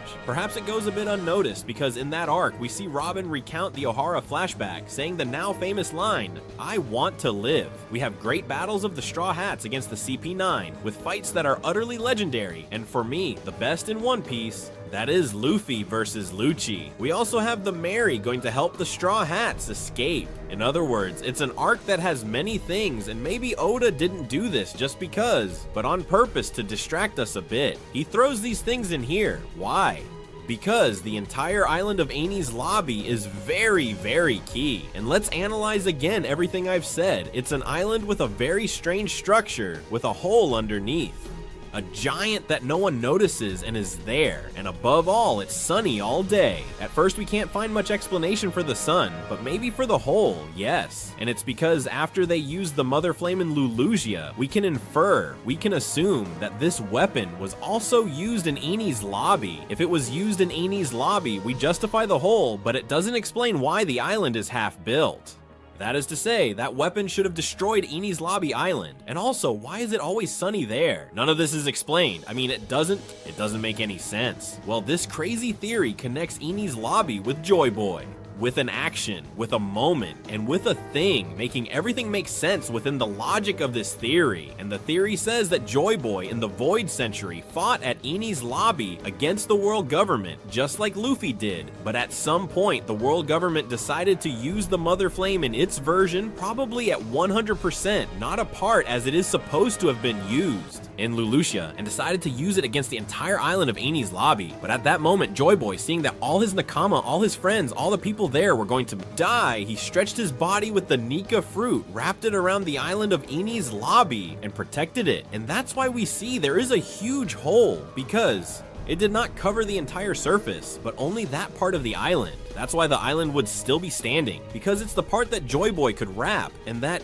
he withstood the impact, but Joy Boy died at that moment. He withstood the impact, but after returning to his normal state, after stretching, he died. And this would justify why there is always sun, because having the fruit of the sun god, which we know is now the fruit that has Luffy and that Joy Boy had, well, this caused his will in some way to always remain and made it so that there was always sun. Why? Because as I say, that's where the sun god died. I know it might sound a bit out there, but let's see. We are on an island that, as I said, doesn't have a logical explanation. There are too many crazy things. Some might think this doesn't make sense, but I challenge you to give me a more logical explanation than this. Personally, I think it's a theory I can believe. I'm not saying it will definitely be this way, but I think I've never found myself an explanation for all the strange phenomena that occur on this island that I believe that find meaning and say, okay, that seems fine to me. And this makes a lot of sense, especially as I say, the death of Joy Boy causing there to always be sun. I think that's what convinces me the most, because I can't think of any way to make it always sunny. Mainly because obviously when it's night, the sun shouldn't be shining at that point in the world. But of course, if perhaps Joy Boy died there, it makes it so there's always sun, because his will somehow created a kind of sun. artificial. And also about the hole, about the island, and the wrapping around it is something that makes a lot of sense. Explaining about the fruit, explaining the hole, and above all, blowing our minds as Oda usually does with these things. Even though it is a very crazy theory, it is quite little known. When I saw it, I was surprised because I had never heard it before, and honestly, I liked it. But I want you to leave in the comments right now if you agree with the theory, if you like it or not. And now, let's move on to the 7th theory, and there is a character from the Void Century, of whom we haven't said anything, and we have covered 6 theories. There are very few characters we know who lived in the Void Century, and of whom we have some minimum knowledge. As I said, Emu, Joy Boy, and the Ancient Kingdom as a general concept, but we forget a character who seems a bit overlooked, but we do know that this person is much older than the Void Century. Going to the murals of Elba, it could directly go to the first world we were taught in the texts, but this is a little further, and it's the character of Zunesha. Yes, that giant elephant that destroyed Jack's ships just by swinging its trunk. And this character is mentioned to be over a C-1,000 years old, which is insanely powerful, very beastly, serving a punishment for something he did but we don't know what, carrying the entire mink tribe on his back. And as an interesting fact, we saw that Joy Boy and Emu were on top of him when we saw him in the flashback, as they are on one of the pillars we see there. But as I mentioned, we haven't said absolutely anything about this character despite him having gone through the Void Century. So we need to discuss something about him, and I'm not going to tell you exactly what punishment he committed or why he is walking, but I will talk about the explanation. And let's pause for a moment. Zunesha is something completely different from anything we have seen in One Piece. I mean, it's too big. I mean, it's massively big. The only thing we saw similar is what we saw in Thriller Bark, where we saw some shadows that to this day have no explanation. So I don't know how to justify whether it is bigger or smaller than Zunesha. I don't know, but I think it's the only thing we can see that resembles it. But that elephant is truly excessively large. So what about this? What is the theory? The theory tries to justify what Zunesha is as a concept in general, and the theory says that Zunesha is an ancient weapon that ate a devil fruit. Some will say this doesn't make sense because in theory there are only 3 ancient weapons. We know them well, and we have already seen them all and know where they are. We know that Poseidon is Shirahoshi, we know that Pluton is hidden in Wano, and we assume that Uranus is the weapon used by the world government or something along the style. So it doesn't make any sense for Zunesha to be an ancient weapon. But of course, we have to lay our cards on the table, and we must consider that obviously these weapons could be replicable. So who's to say that the original Pluton, for example, is not Zunesha? Just as an example, it could be any of the other 2, and that they are weapons that could be replicable, and that Zunesha could be the first one, or it could be as simple as it being a 4th ancient weapon that we do not know, and that this character was given a devil fruit and became Zunesha. The theory, at first, as I say, might sound very crazy, but there is an interesting argument that could lead us to this, and that is Spandam's sword, Fangfrey, and this sword had a fruit. Do you remember which one it was? Indeed, the elephant one. And this, it could be one of the many foreshadows Oda includes to justify things later. And in a place like Enies Lobby, with characters so linked to the world government and a character like Spandam, it wouldn't make much sense for them to give us a hint, a clue about something we'll see later. And in this case, make the formula of the sword eating an elephant fruit repeat itself again. Perhaps it is something similar, that maybe that ancient weapon also ate an elephant fruit a long time ago. So much time. I know someone will say that there are no 2 devil fruits alike, but as I say, Zunesha comes from more than 1,000 years ago. So who tells you that at that moment they couldn't create 2 fruits? And since Zunesha had eaten one, they decided to replicate it, and that's how the other one Spandam has was created. As I said, this is what the theory says, and it makes a lot of sense. So the theory explains that at some point Oda would reveal Zunesha's true identity, and that it would be, as I said, an ancient weapon that ate us devil fruit. Personally, I must say that the theory doesn't fully convince me, but the arguments are there, and I believe they are presented in a way that if Oda deciding to explain it and include it in the work makes sense, and I think that's the most important thing when creating a theory. So even though I don't like it, the facts are there and it's possible. So let me know in the comments what you think about this, and let's move on to the 8th theory. 8th theory, and now yes, we're gonna talk about a place, but we're not gonna talk about the ancient kingdom, or maybe we will, and we're gonna talk about an island that perhaps could have a slightly more curious secret than we think. As of today, we practically know all the islands that are the world of One Piece, or in the most important ones we've already been, but the only ones we have left to see within the manga. They are Lodestar and Laugh Tale, with the exception of God Valley, which we don't know what happened to it. And this theory talks about the island of Laugh Tale with something curious. We still have several chapters to visit Laugh Tale. We know little about Laugh Tale. We only know that it is where the One Piece is, in case, but if that were not enough, and that Roger visited it and no one else can find it. So we know that this island has something different from the rest, as I say, not only because of the importance of having the One Piece, which is a treasure left by Joy Boy, but also because it seems that this island is hidden from the eyes of the world. And it is very complicated that with all the people in the world of One Piece navigating the sea, no one has found it by chance. Only Roger found it, and to find it, we have to get the 4 red pony glyphs, read them, and then trace a map to reach the island, which is perfect. But the idea that this theory has is that this makes Laugh Tale a much more special island than we initially thought, because let's see, why would this island hide in such a way? Why would so many things have to be done to find an island? Why do we have to read 4 red poneglyphs and do 1,000 things to reach the island? And if that's the case, how was it found the first time? Because I mean, once you have the 4 red poneglyphs, okay, it's perfect that you can reach the island, but how did they arrive at Laugh Tale the first time? If no one had written them? I mean, the first time someone arrived, did they have to take all those steps or do all those things mentioned there? And as I said, it doesn't seem like someone found it by chance. So the theory, this idea, suggests that maybe this island is artificially created. By whom? By the kingdom. Ancient. I repeat that the ancient kingdom had technology and things that we cannot imagine today. We have seen many crazy things in the world of One Piece. Even Vegapunk has called them crazier than anything the world government did, things that were very advanced for their time. So from this, we have to consider that it is possible they created an island, and especially that might be that they hid it. And this makes a lot of sense. Let's think, if the ancient kingdom was involved in the poneglyphs, in their creation, in all the writing, and in distributing them through, the world, as we assume with the red poneglyphs, should be the same. And if they also created the red poneglyphs and gave the instructions to find Laugh Tale, it's probably because they hid the island. So what if this is an artificial island created by the kingdom? Ancient, hidden by the ancient kingdom, made in such a way that no one can find it. Joy Boy, who would surely be the mastermind or the most important person of that kingdom, left the most important thing there, and they left it on an island as a secret so that no one could find it, hiding them. Manually, making sure that effectively nobody could find it by chance because they trusted themselves to hide it, and this would drive people crazy looking for the island with no way to find it. Why? Because it is not an island. Natural. It's not something you're gonna find by chance. It's something that's purposely hidden to be able to find it only those who deserve it. And this theory makes too much sense. It explains all the problems with Laugh Tale, explains all the mystery that may surround the ancient kingdom, and explains why nothing of Laugh Tale has been shown to us. Why? Because perhaps if we see the island of Laugh Tale and how it is, and if we see certain things from that island, we can find out that it is an island that is artificially created when this is something that is not very much in the mind of the people, since as the island is talked about as just another island, well, it seems to be a natural island that cannot be reached by circumstances of life. But as I say, it makes no sense that they found it in the first place and then deal with the poneglyphs. It would have to be that they have hidden the island. It's something that makes perfect sense. And this theory, as I say, I like so much and I buy into it so much because it's my theory. It's a theory I've decided to include in the video because I am very convinced of this. I believe the ancient kingdom created this island. I think they hid it themselves.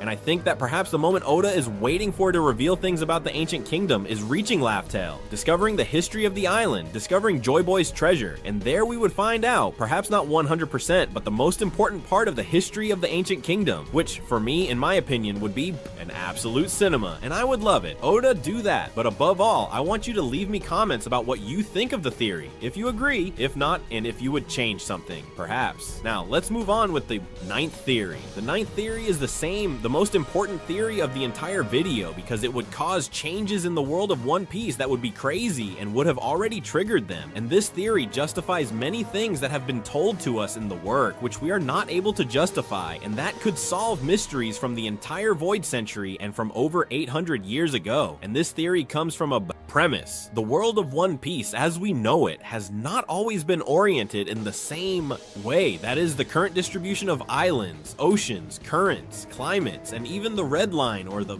calm belt could be the result of a brutal cataclysm that changed the orientation of the planet's poles. We're not talking about a simple earthquake, but a geological event, or an energy event on a planetary scale that rotated the globe on its axis, altering the north and south. And what does this have to do with the Void Century, Joy Boy, or Ibu? Quite a lot. This theory suggests that the Void Century was not a war, it was a cataclysm. During those 100 years erased from official history, there wasn't just a war between the Ancient Kingdom and the 20 allied kingdoms, the predecessors to the world government, but what also happened in parallel was a geological event. Brutal. There was a pole shift, either literally magnetic or physical, in the rotation of the planetary axis, which totally reconfigured the world. The sea level rose, islands disappeared, the climate changed, and most importantly, the Ancient Kingdom was erased from the map, not just by the war, but because its location was submerged, displaced, or completely inaccessible. In other words, at some point, the world of One Piece was turned, and all the poles were moved, causing a huge disaster. Now, why would this theory make any sense that it happened in One Piece? Let's look at some strange, a bit curious things in the world of One Piece that would be easily explained if this event had occurred. First, the red line. It's a mountain range. It stretches for thousands of kilometers, encircling the entire world in the form of a ring. And if this did not exist before the Void Century and was created as a result of the cataclysm, since it is supposed that if this occurred in the real world, all the landmass would gather around the Earth, just like the case of the red line. Then we have the calm belts, two strips of sea without wind, impossible to traverse, that also cross the entire world. And what if they are areas directly affected by the change in the planet's orientation? Another thing that would be justified. Then the Grand Line. Its absurd climate, its currents, its storms, all of it could be a direct consequence of the planetary readjustment and the pole shift. And something even curious, the Sky Islands and their ruins. And it's that many civilizations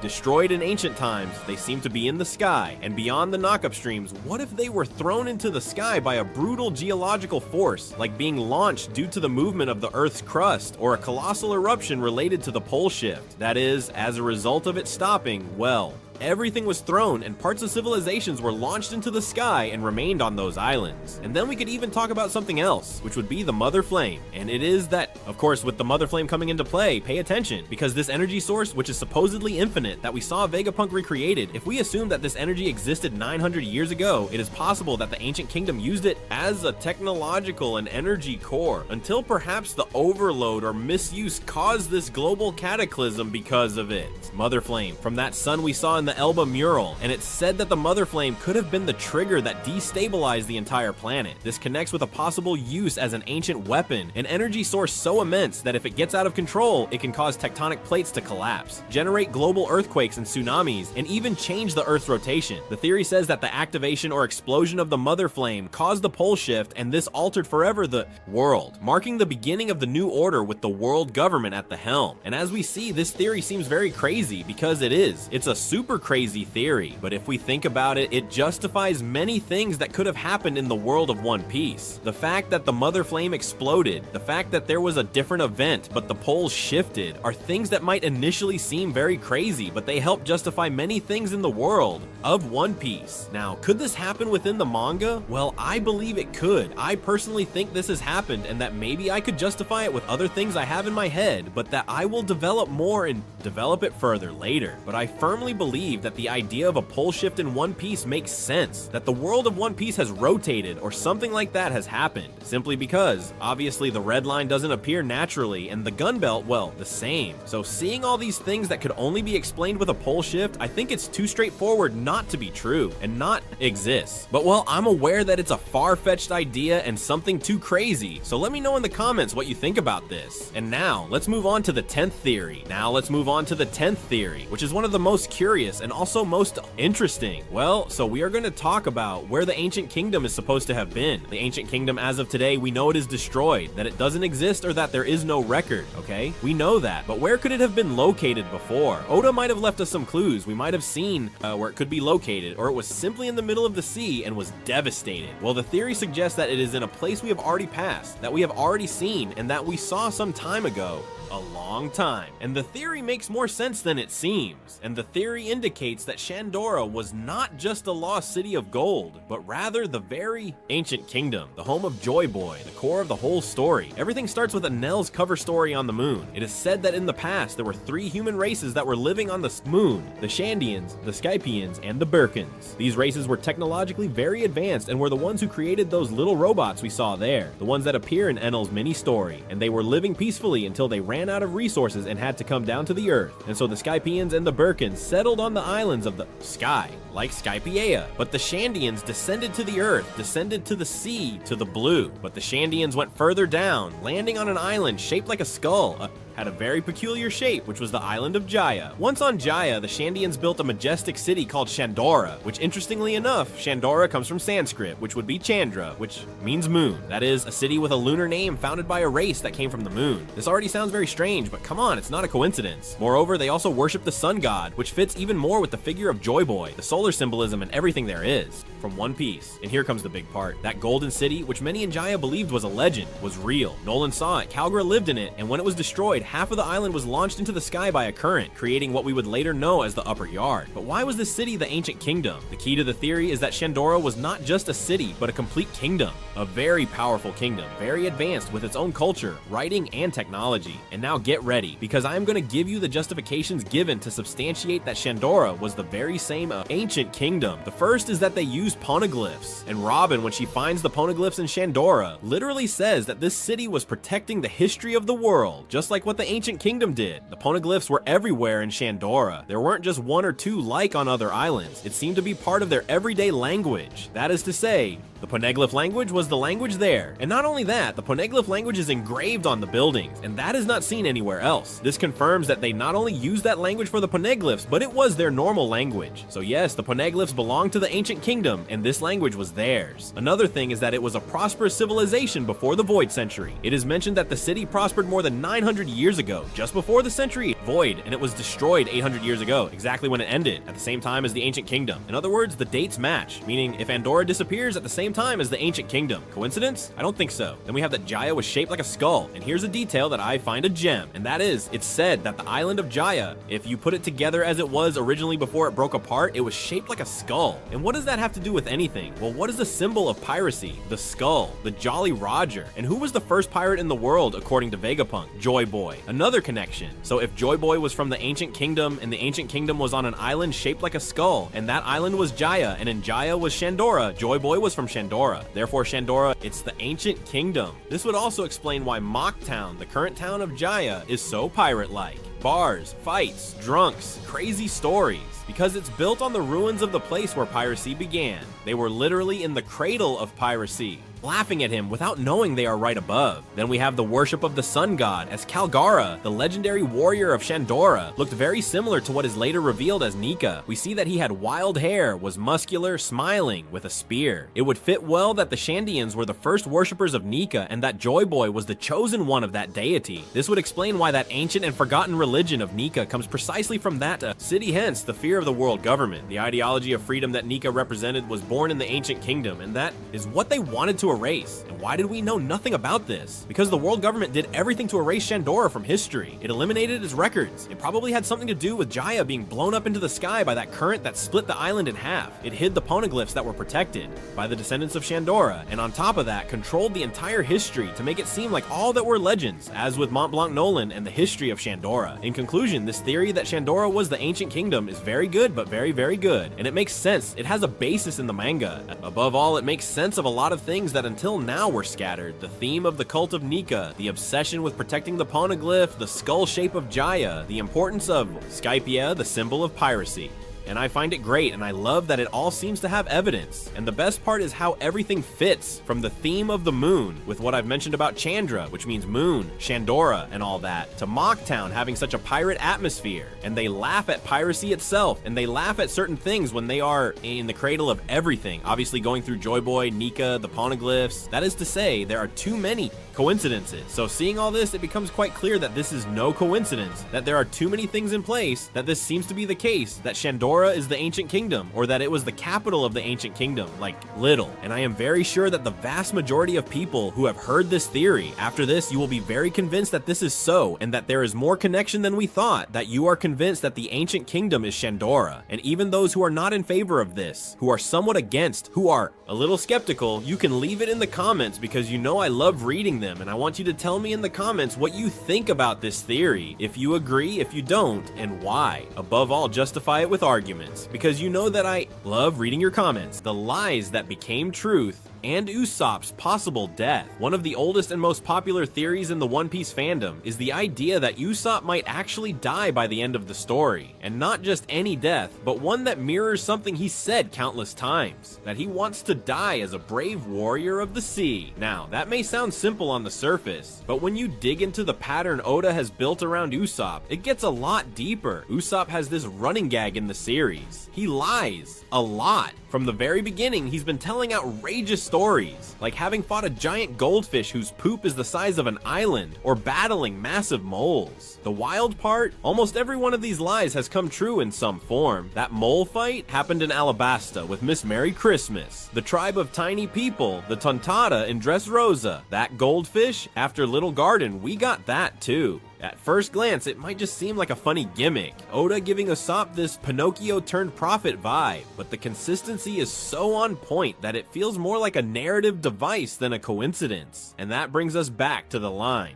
"I want to die as a brave warrior of the sea." He says it more than once. It's not just a wish, it's practically a declaration. And if his other lies are turning into truths, then what about this one? This theory really gains weight when you think about how much Oda loves foreshadowing. He set up big plot points years in advance. The idea that he planted Usopp's future death back in East Blue isn't far-fetched at all. In fact, if you assume Oda had the broad strokes of the ending in mind, even when One Piece was supposed to be a 5-year series, LOL, then Usopp's final fate could have been planned since day one. Usopp dying doesn't just fit with his personal narrative, it would also complete his arc perfectly. He started off as a coward, a liar, a kid playing pirate, but over the years, he's grown. He still lies, but he's also fought against giants, taken down strong enemies, and even awakened observation haki. He's earned respect. He's becoming the brave warrior he always dreamed of. So what better end than going out in a blaze of glory, protecting his crew or helping someone else, finally becoming what he always wanted to be, not just a liar, but a legend. That said, it doesn't have to be permanent death. Maybe he dies and is presumed dead, becoming a folklore hero, or maybe he dies and is remembered like a mythical figure. Either way, it's poetic. His lies weren't just fantasy, they were a prophecy, and the last one, about dying heroically, might just be the most important too. Usopp is related to Mont Blanc Noland, or carries his will. This one's a bit more obscure, but super interesting. The idea that Usopp could be related to Mont Blanc Noland, or at least carry his inherited will. Let's break this down. Noland was a famous explorer and warrior, and above all, someone who was labeled a liar by history. The story goes that he discovered a city of gold, but when he brought others to find it, it was gone. He was executed for being a fraud. Sound familiar? It should, because Usopp is also seen as a liar, and yet time and time again, the things he says somehow come true. In Skypiea, there's even a moment where Usopp connects with Noland's story. He reads about him, he's curious about him, and the parallels start to stack up. Even Luffy casually jokes, "Hey, that's just like Usopp."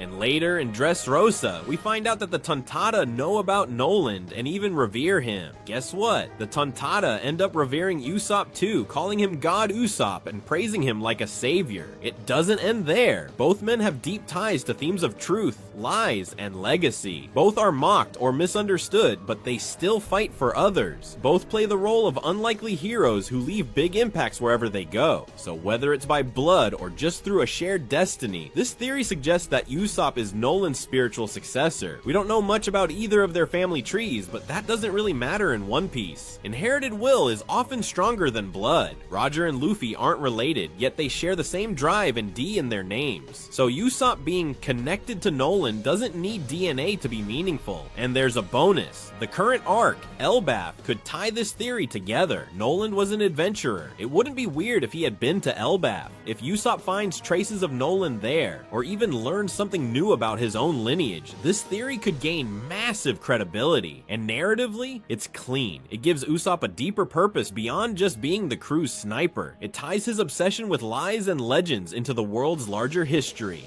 3. Usopp will forge a legendary weapon, maybe for Luffy. Let's switch gears from destiny and death to something a little more hands-on. Usopp might not be an inventor on Frankie's level, but he's got some serious crafting skills. He built his own slingshot, Pop Green Arsenal, upgraded Nami's claim attack, and constantly modifies his gear. He's basically the crew's low-key weaponsmith. So here's the theory. Usopp will one day create a legendary weapon, either for himself or for someone else on the crew, possibly Luffy.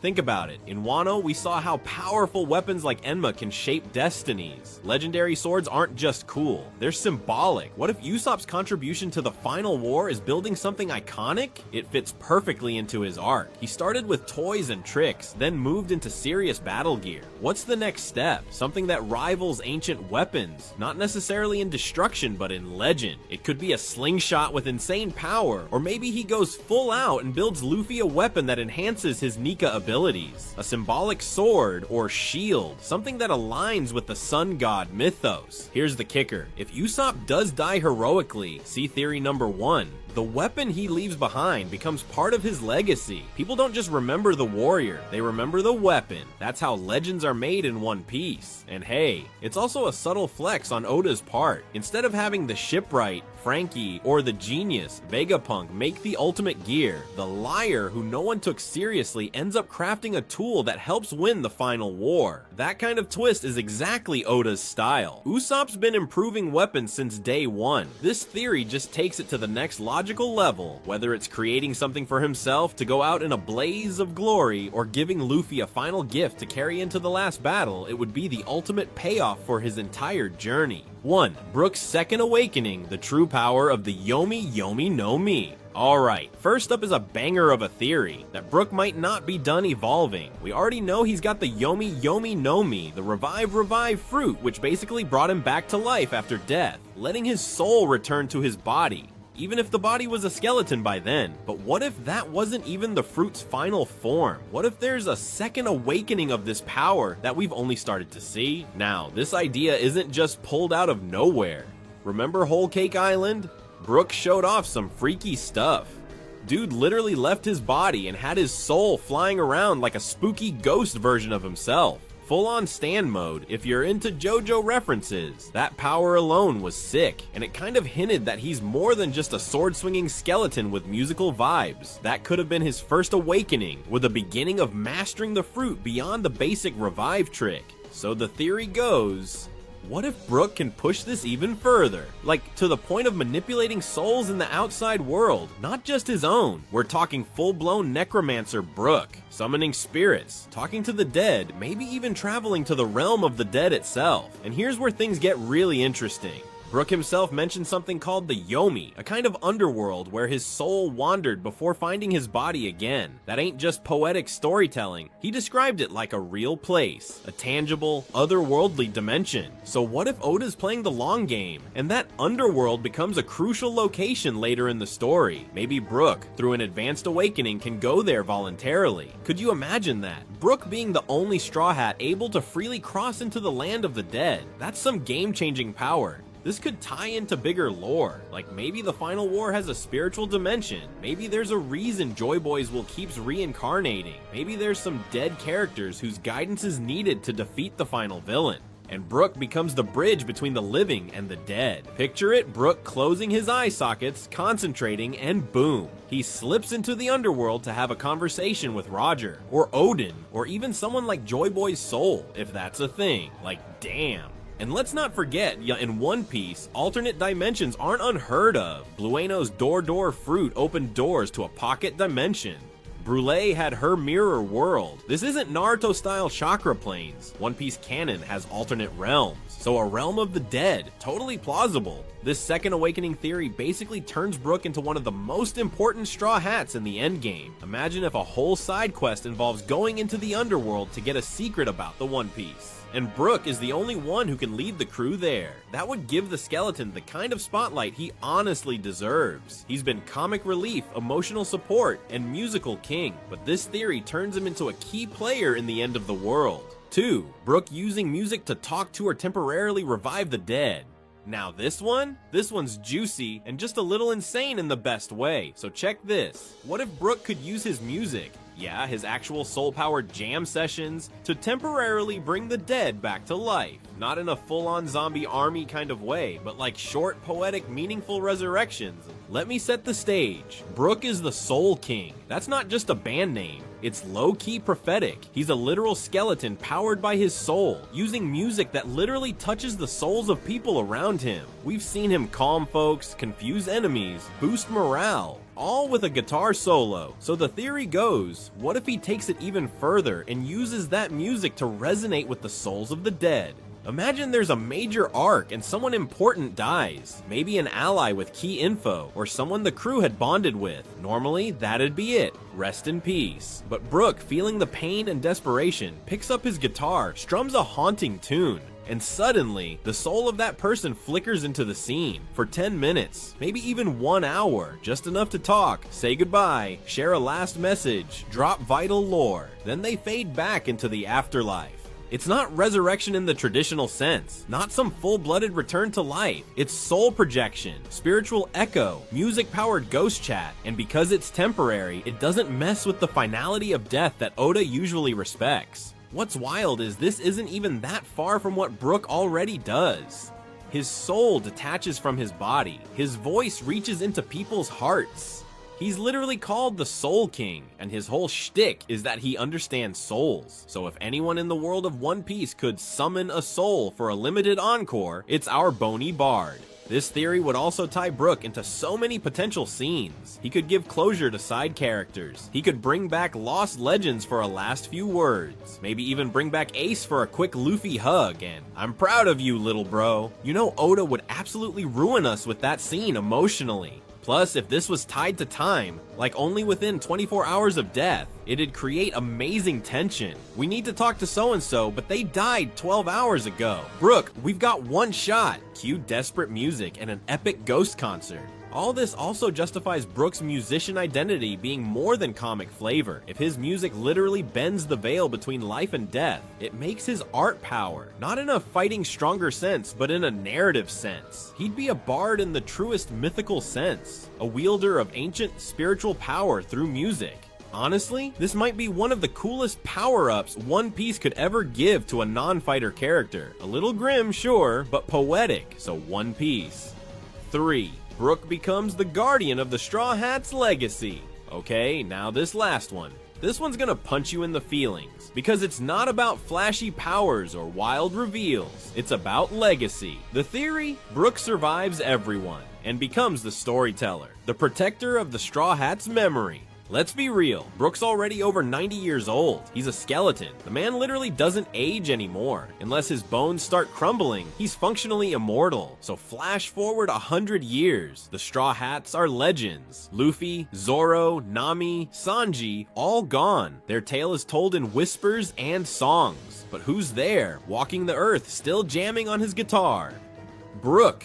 The theory says Brook becomes like a traveling bard or myth keeper. He wanders the world, telling stories through his music. He sings about the adventures of his nakama. Maybe there's a song for each of them. Sanji's fire, Nami's storms, Usopp's bravery. He keeps the dream alive, especially for people in places that never met the Straw Hats personally. Picture this. A village kid hears a song from a traveling skeleton about the pirate king, Luffy, about how he united the seas, broke the chains of oppression, laughed at the end of the world, and the kid asks, was he real? And Brook just smiles and plays another song. Not only is this poetic as hell, it makes perfect sense narratively. Brook has always been the echo of an earlier era. He waited decades for Laboon. He's been through loss and loneliness, and now he'd use that eternal lifespan to remember, to make sure their story never dies. This also brings closure to Brook's arc. He started off with death, loss, isolation. He ends as the soul of the world, literally and metaphorically. It's a little sad, yeah, the idea of him standing by their graves, still strumming, but it's also beautiful, because it means the dream lives on. The laughter echoes. He'd be the guardian of their legend, the bard of the Pirate King's crew, still rocking, still telling their tale. Theory 1. Sanji will create a new style of cooking, alright? So this theory is less about punching bad guys and more about pans and passion. The idea is that Sanji, beyond being one of Luffy's wings and a powerhouse in the crew, could go on to revolutionize the culinary world of One Piece. Not by just cooking better food, but by inventing an entirely new style of cooking, his own signature culinary philosophy. This makes a lot of sense when you think about who Sanji really is. He's not just some guy who cooks for the crew. His identity, his values, his dreams, they all revolve around food. He left everything behind to follow Zeph's ideals, respects food so deeply he'd rather starve than waste it, and he constantly uses cooking as a way to care for others.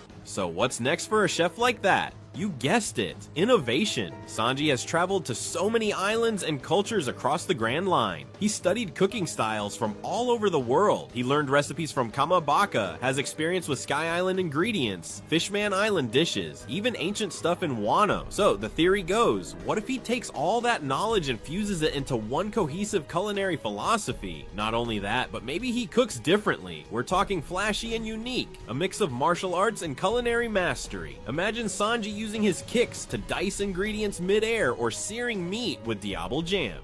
Wild? Yeah, but this is One Piece, and it fits his vibe perfectly. His whole fighting style is kick-based, so why not carry that over to his food prep too?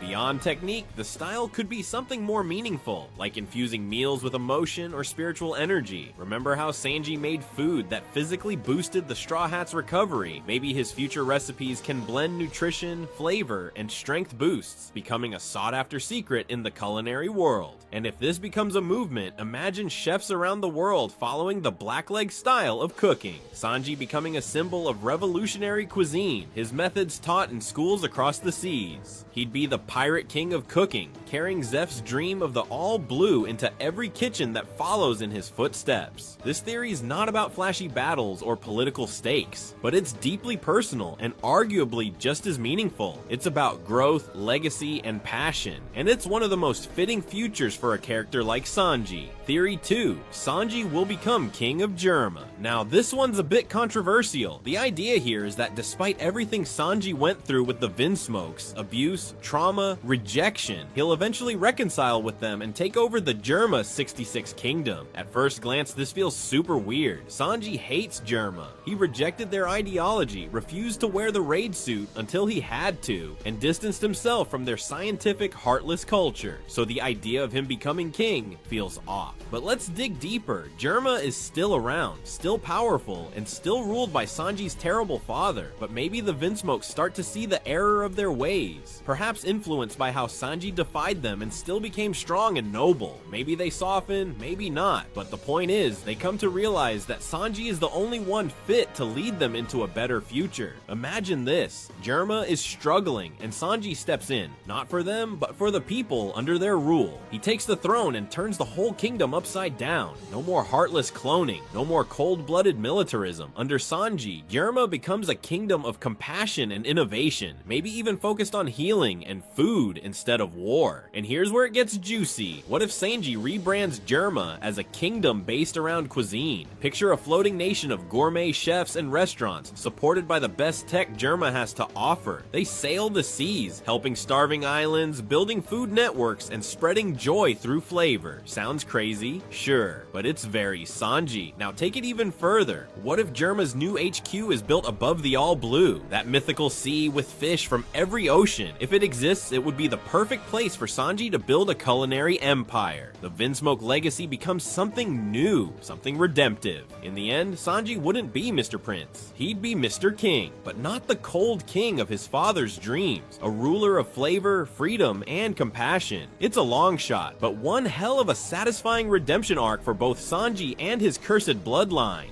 Theory 3. Sanji will fully inherit Zeph's will. Now this one's got that classic One Piece flavor. legacy. The theory says that Sanji won't just follow in Zeph's footsteps. He'll take on his entire will, completely inheriting everything Zeph stood for. Think about it. Zeph wasn't just Sanji's mentor. He was his father in every way that counts. He taught him to cook, to fight, to be a man of principles. And most of all, he passed on the dream of the all blue. Sanji already carries that dream, but this theory says it won't stop there. One day, Sanji will run Baratie, not as some nostalgic callback, but as the new symbol of pirate chef culture. Maybe Zeph retires, or maybe he passes away, but Sanji takes over, not just the restaurant, but the spirit behind it. He turns Baratie into a global chain, or maybe he runs a new version of it aboard a flagship that sails the world. Either way, it becomes a place where anyone from any background can eat, laugh, and live, like Zeph always intended. And maybe, just maybe, Sanji hires other young chefs with troubled pasts, paying it forward the same way Zeph once saved him. Even the parallel is clean. Zeph lost a leg for Sanji. Sanji uses that same leg to rise to the top. Zeph was a pirate and a cook. Sanji becomes a pirate king's right hand and the world's best chef. Zeph taught Sanji to fight with his feet. Sanji perfects that art and teaches others. This isn't just inheritance, it's evolution. Sanji wouldn't just carry Zeph's will, he'd surpass it. He'd honor his old man by becoming even better than he ever dreamed. And that honestly might be the most One Piece kind of ending Sanji could have.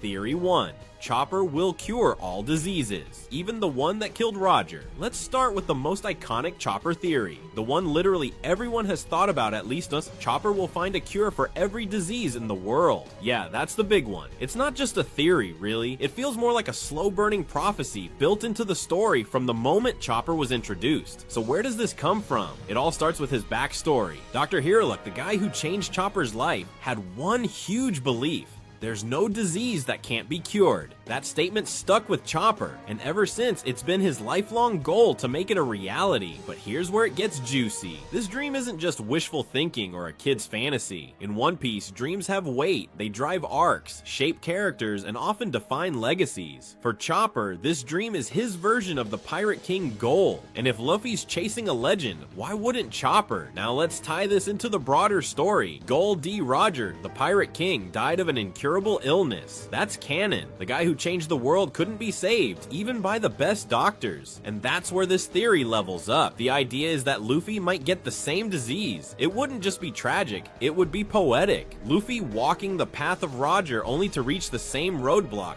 Except this time, there's Chopper. So imagine this scenario. Luffy gets sick. It's serious. It's deadly. And no one can stop it. But Chopper, now a world-class doctor, finds a way. He does what no one could do for Roger. He cures the incurable. That's the ultimate proof he fulfilled his dream. Not only does he save his captain, but he also redefines what's possible in medicine. And in doing so, he literally saves the future of the world. This theory also works even if Luffy doesn't get sick. Maybe Chopper just keep studying. Maybe we get a post-time skip future, like a 10 to 20 year time jump, and we see him running a clinic, curing the rarest of rare diseases. Either way, he becomes a medical legend, someone people whisper about in the same way they talk about Joy Boy or the Pirate King. But instead of treasure or warfare, his legacy is healing. And it's not just a narrative full circle, it's character fulfillment. Chopper, the little reindeer who was once rejected, feared, and misunderstood, becomes the world's greatest healer. It's peak One Piece character payoff. Theory 2, Chopper will be the key to finding the One Piece. Thanks to his animal talk ability, this one, super underrated and surprisingly logical. Chopper might be the one to help find the One Piece using his ability to talk to animals. Let's break it down. Chopper is a reindeer who ate the human fruit. So yeah, he walks, talks, and acts like a human, but biologically, he's still part animal, and that's key. Throughout the story, we've seen that he can understand and communicate with animals in a way no other Straw Hat can. He acts like a translator for creatures that would otherwise be silent background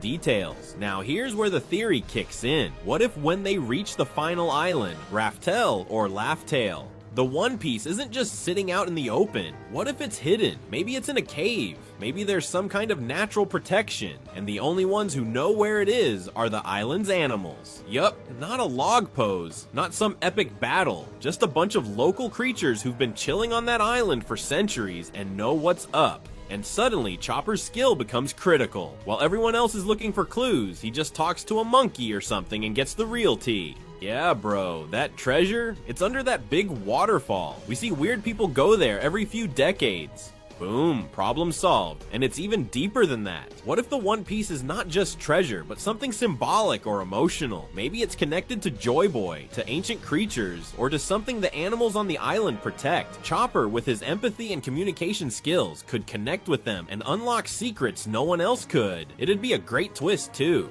People expect Robin or Luffy to be the key to everything, but Chopper, no one would see that coming. It would give him a major role in the climax and justify his place in the crew beyond being the cute mascot. Also, it reinforces a major One Piece theme. Everyone matters. Every Straw Hat has a purpose, even if it's not flashy. Chopper's been sidelined a bit in combat lately, but this would be a way for Oda to make his unique gift essential to the story's finale.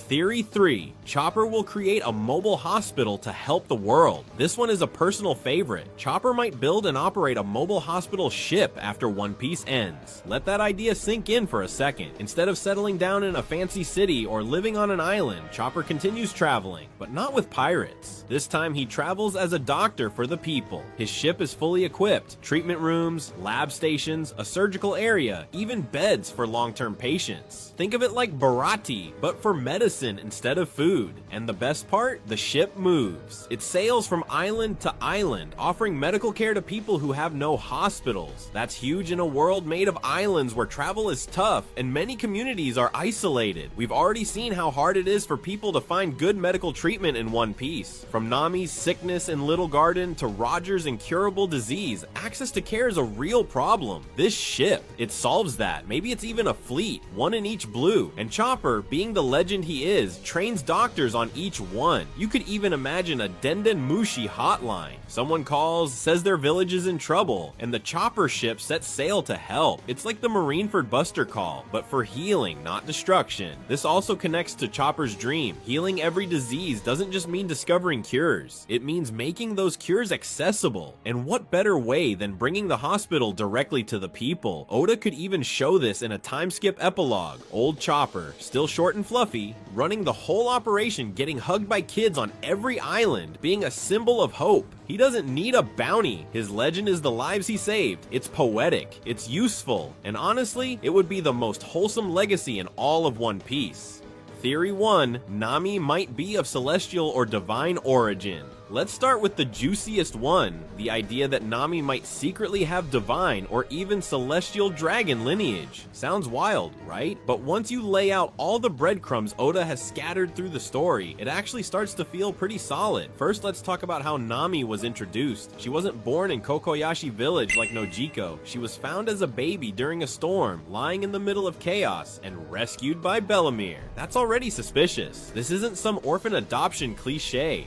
Nami's origin feels deliberately mysterious. Oda didn't need to make it a stormy rescue scene. He chose that. And in One Piece, that kind of detail always comes back later. Now, consider Nami's obsession with money and wealth. While at first it was a survival trait, she needed to buy back her village from Arlong, her love of treasure has stuck around long after she had any need for it. She's not greedy in a selfish way, but her instincts for treasure and economics are practically supernatural. Combine that with her natural elegance, tactical intelligence, and charm, and you've got a character who stands out even beyond her beauty. She often acts like royalty, bossing the boys around, negotiating deals, commanding respect. There's also her ridiculous talent with weather, not just the climate act. Even before she got that tool, she could predict storms and read wind patterns like no one else. Remember in Drum Island when she was sick in bed and still predicted a storm coming? That's not just skill, that's something deeper. It's almost like she's connected to the weather. So what's the theory then? That Nami comes from a bloodline tied to the heavens. Whether it's celestial dragons or something even older, maybe a race of skyfolk with natural weather-related abilities, like the Birkin or Skypians, or even a royal family destroyed in war. It would explain everything. Her weather intuition, her strange origins, her magnetic pull toward wealth, her deep bond with Zeus, her role as the weather witch of the Straw Hats. And here's the kicker. This could be a plot twist near the end of the series. A final revelation about Nami's parents parents or heritage could give her an emotional arc similar to Sanji's, except hers would be tied to ancient mysteries or lost nobility. It wouldn't change her personality, but it could give her more weight in the final conflict, especially if her heritage ties to the world government, the ancient weapons, or the Void Century. In a story where identity and legacy matter so much, Nami's hidden past is one of the few remaining mysteries we haven't explored, and the deeper her connection to the world's ancient power structures, the more crucial her role could become in the climax. Theory 2, Nami will be key to reaching Laugh Tale through her mapping abilities.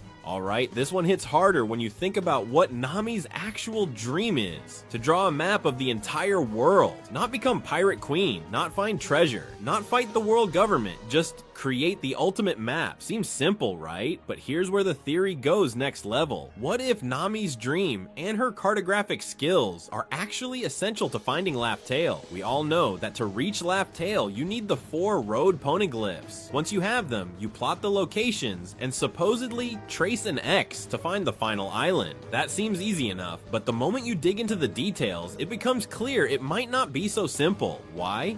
Because when the crew first found a road poneglyph, Robin made a curious comment to Nami. She said the glyph wasn't just a location, it resembled a navigation chart. That line might seem minor, but it implies that understanding the final destination isn't just about reading text, it's about interpreting the information as a map. Enter Nami, the best navigator and cartographer in the story. If the road poneglyphs aren't literal GPS coordinates, but instead form a complex, possibly ancient or even mystical chart, then Nami is the only one who could decode it. It wouldn't just be about following the log pose anymore. It would require understanding weather patterns, currents, planetary positions, maybe even celestial navigation, which ties back to the first theory. This makes Nami more than just a support character. It puts her at the heart of the Straw Hat's final journey. Just like how Robin reads the Void Century, Nami could be the one to chart the course to Laugh Tale. And from a narrative standpoint, it's genius. Every Straw Hat plays a role in the final journey. Frankie builds the ship, Jinbe steers it, Robin deciphers the text, Luffy leads, but Nami is the one who actually gets them there, who draws the final line, completes the map, and fulfills her lifelong dream right alongside Luffy's. It turns her cartography into something epic and gives her a legacy far bigger than just being the navigator.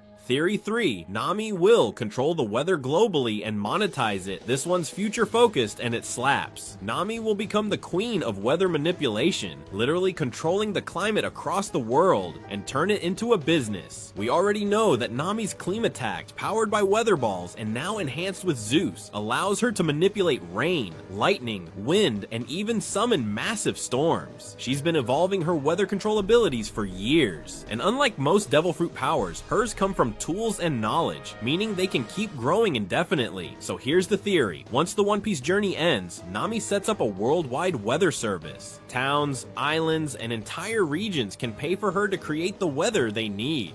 Crops not growing, she brings rain. Hurricanes on the way, she disperses them. Need sunshine for a festival, boom, clear skies. All custom ordered through Denden Mushi. It sounds insane, but it's actually genius. It fulfills her love for money, it uses her unique talents, and it helps people everywhere. It turns her into a climate wizard and a global celebrity. You could even see this becoming a formal business. Nami's Climacorp, with trained weather techs she oversees. Maybe she works with Vegapunk's old weather tech from Weatheria and builds it into a global network. Maybe she integrates it with sea routes and helps navigators stay safe. She could even work with the New World government post-revolution to prevent famines or natural disasters. This would make Nami the most influential post-crew Straw Hat. Luffy becomes Pirate King. Robin preserves history. Frankie builds the future. But Nami, she controls the skies. And if you're worried about the whole altering weather is dangerous argument, just remember, we're in a world with floating islands, talking whales, and giant elephants carrying entire nations. Realism isn't the point. In One Piece, it's all about dreams, and Nami's dream could literally shape the world's weather, bring peace to storm-ravaged regions, and give her a never-ending supply of treasure in return. Sounds like a win-win.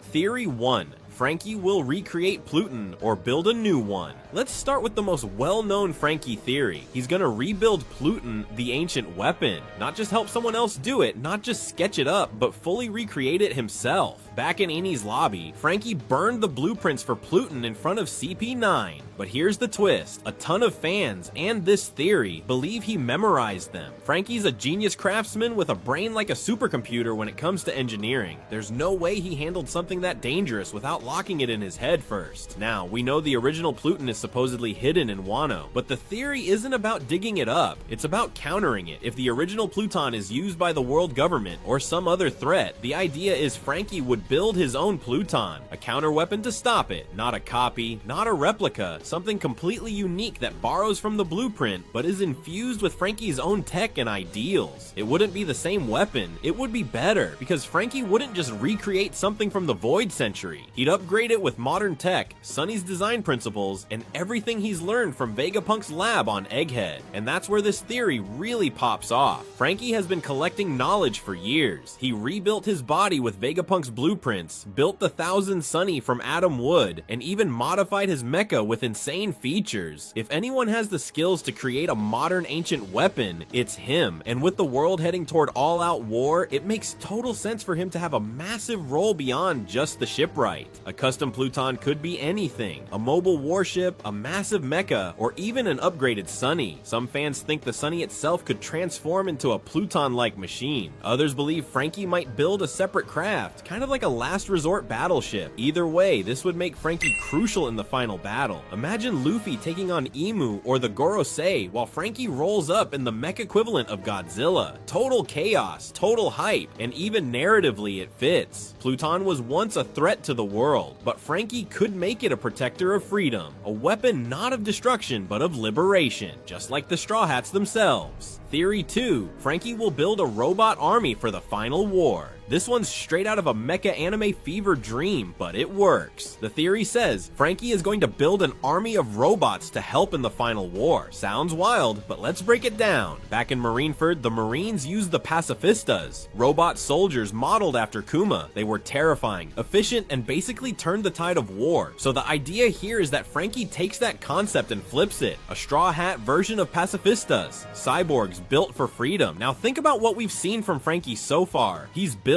the Frankie Shogun, his giant mech, the 1000 Sunny, a ship with weapons hidden all over it, upgraded arms, lasers, and gear using Vegapunk's designs. The guy is basically a one-man robotics lab. He even uses cola as fuel. How is this man not the most anime thing in the story already? So this theory goes, in the lead up to the final war, likely against the world government, Frankie builds a fleet of robot warriors, not thousands, just enough to make a dent.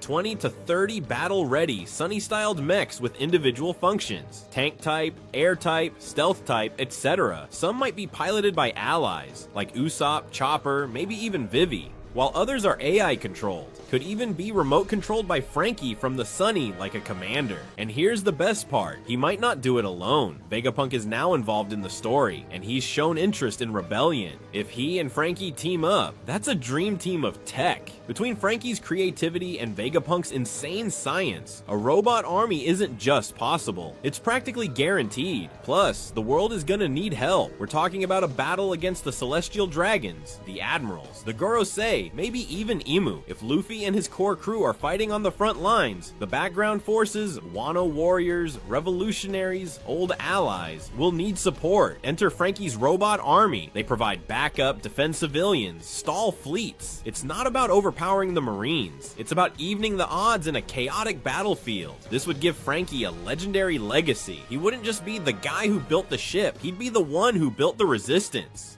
Theory 3. Frankie will unlock his final form. Ultimate Mecha Evolution. This is the most hype theory, and honestly, the one that needs to happen. The theory says that Frankie will unlock a final transformation, a fully upgraded version of himself, beyond the Frankie Shogun, beyond the post-time skip body, beyond anything we've seen so far. Here's the idea. Throughout the story, everyone in the Straw Hats has leveled up visually. Luffy got Gear 5, Zoro unlocked advanced swordsmanship, Sanji has his Germa enhancements, Robin has her demon form, form. Even Nami got Zeus. But Frankie, he's kind of been the same since Fishman Island. Yeah, he added new weapons and tech, but he hasn't had that huge glow-up moment. This theory says that's intentional. Oda's saving it. The Sunny itself has hidden compartments. We've seen doors that haven't opened, weapons that haven't fired. The idea is that during the final war, Frankie merges with part of the Sunny or reveals an attachment module that triggers his final form. Think Megazord meets Gundam, a sleek, high-power Frankie mecha hybrid. He wouldn't pilot it like the Frankie Shogun. He'd become it, fully integrated with the system, combining engineering and humanity like never before. The transformation could be triggered by emergency protocols, or maybe by connecting to a Vegapunk satellite or something he pre-built during the Egghead arc. The transformation would come with upgraded lasers, flight, shielding, and artillery, possibly even AI enhancements. And narratively, it gives Frankie a moment. He's often comic relief, but fans know he deserves more.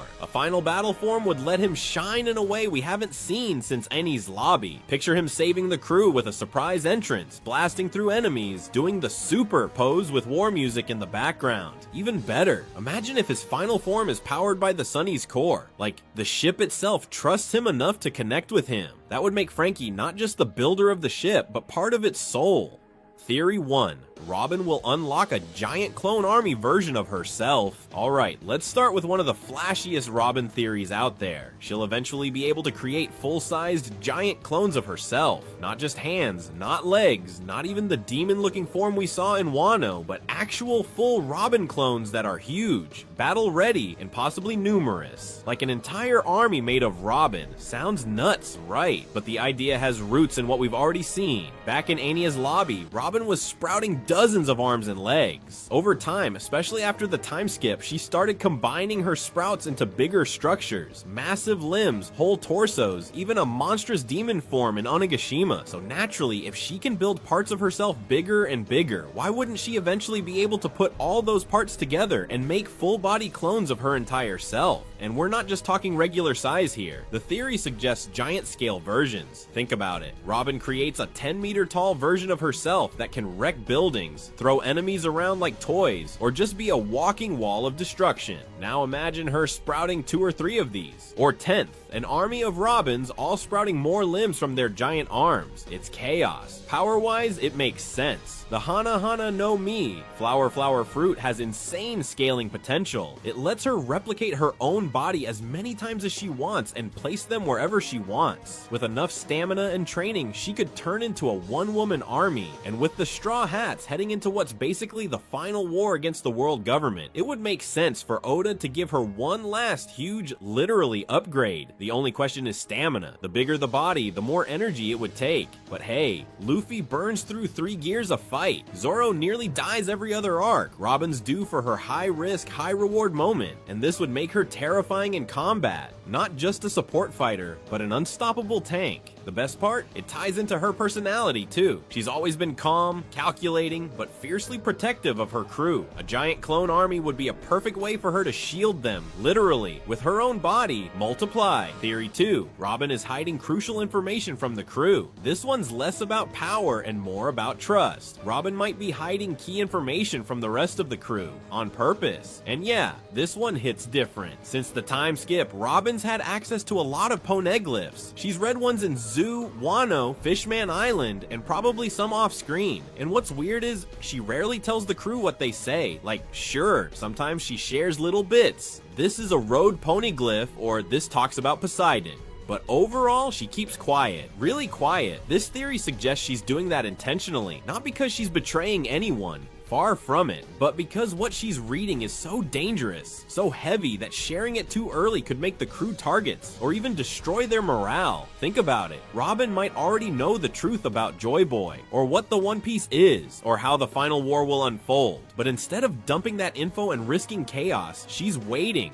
for the right moment. Probably during the last big arc, maybe even in the middle of a major battle when Luffy needs a push or someone like Imu is revealed. It's a smart narrative move too. Oda Oda's clearly holding off on major Void Century reveals, and since Robin is the only one who can read the poneglyphs, it makes sense to filter that info through her and make her the gatekeeper of those secrets until it matters most. But it's also a bit tragic. Robin has always been the quiet, observant one, carrying the weight of Ohara's destruction, watching people die for knowledge, and now she's shouldering the biggest truths in the world, totally alone. That gives her a crazy amount of internal depth and makes her role in the final act way more impactful than just the historian. Expect a moment near the climax where she finally reveals what she knows, and it changes everything.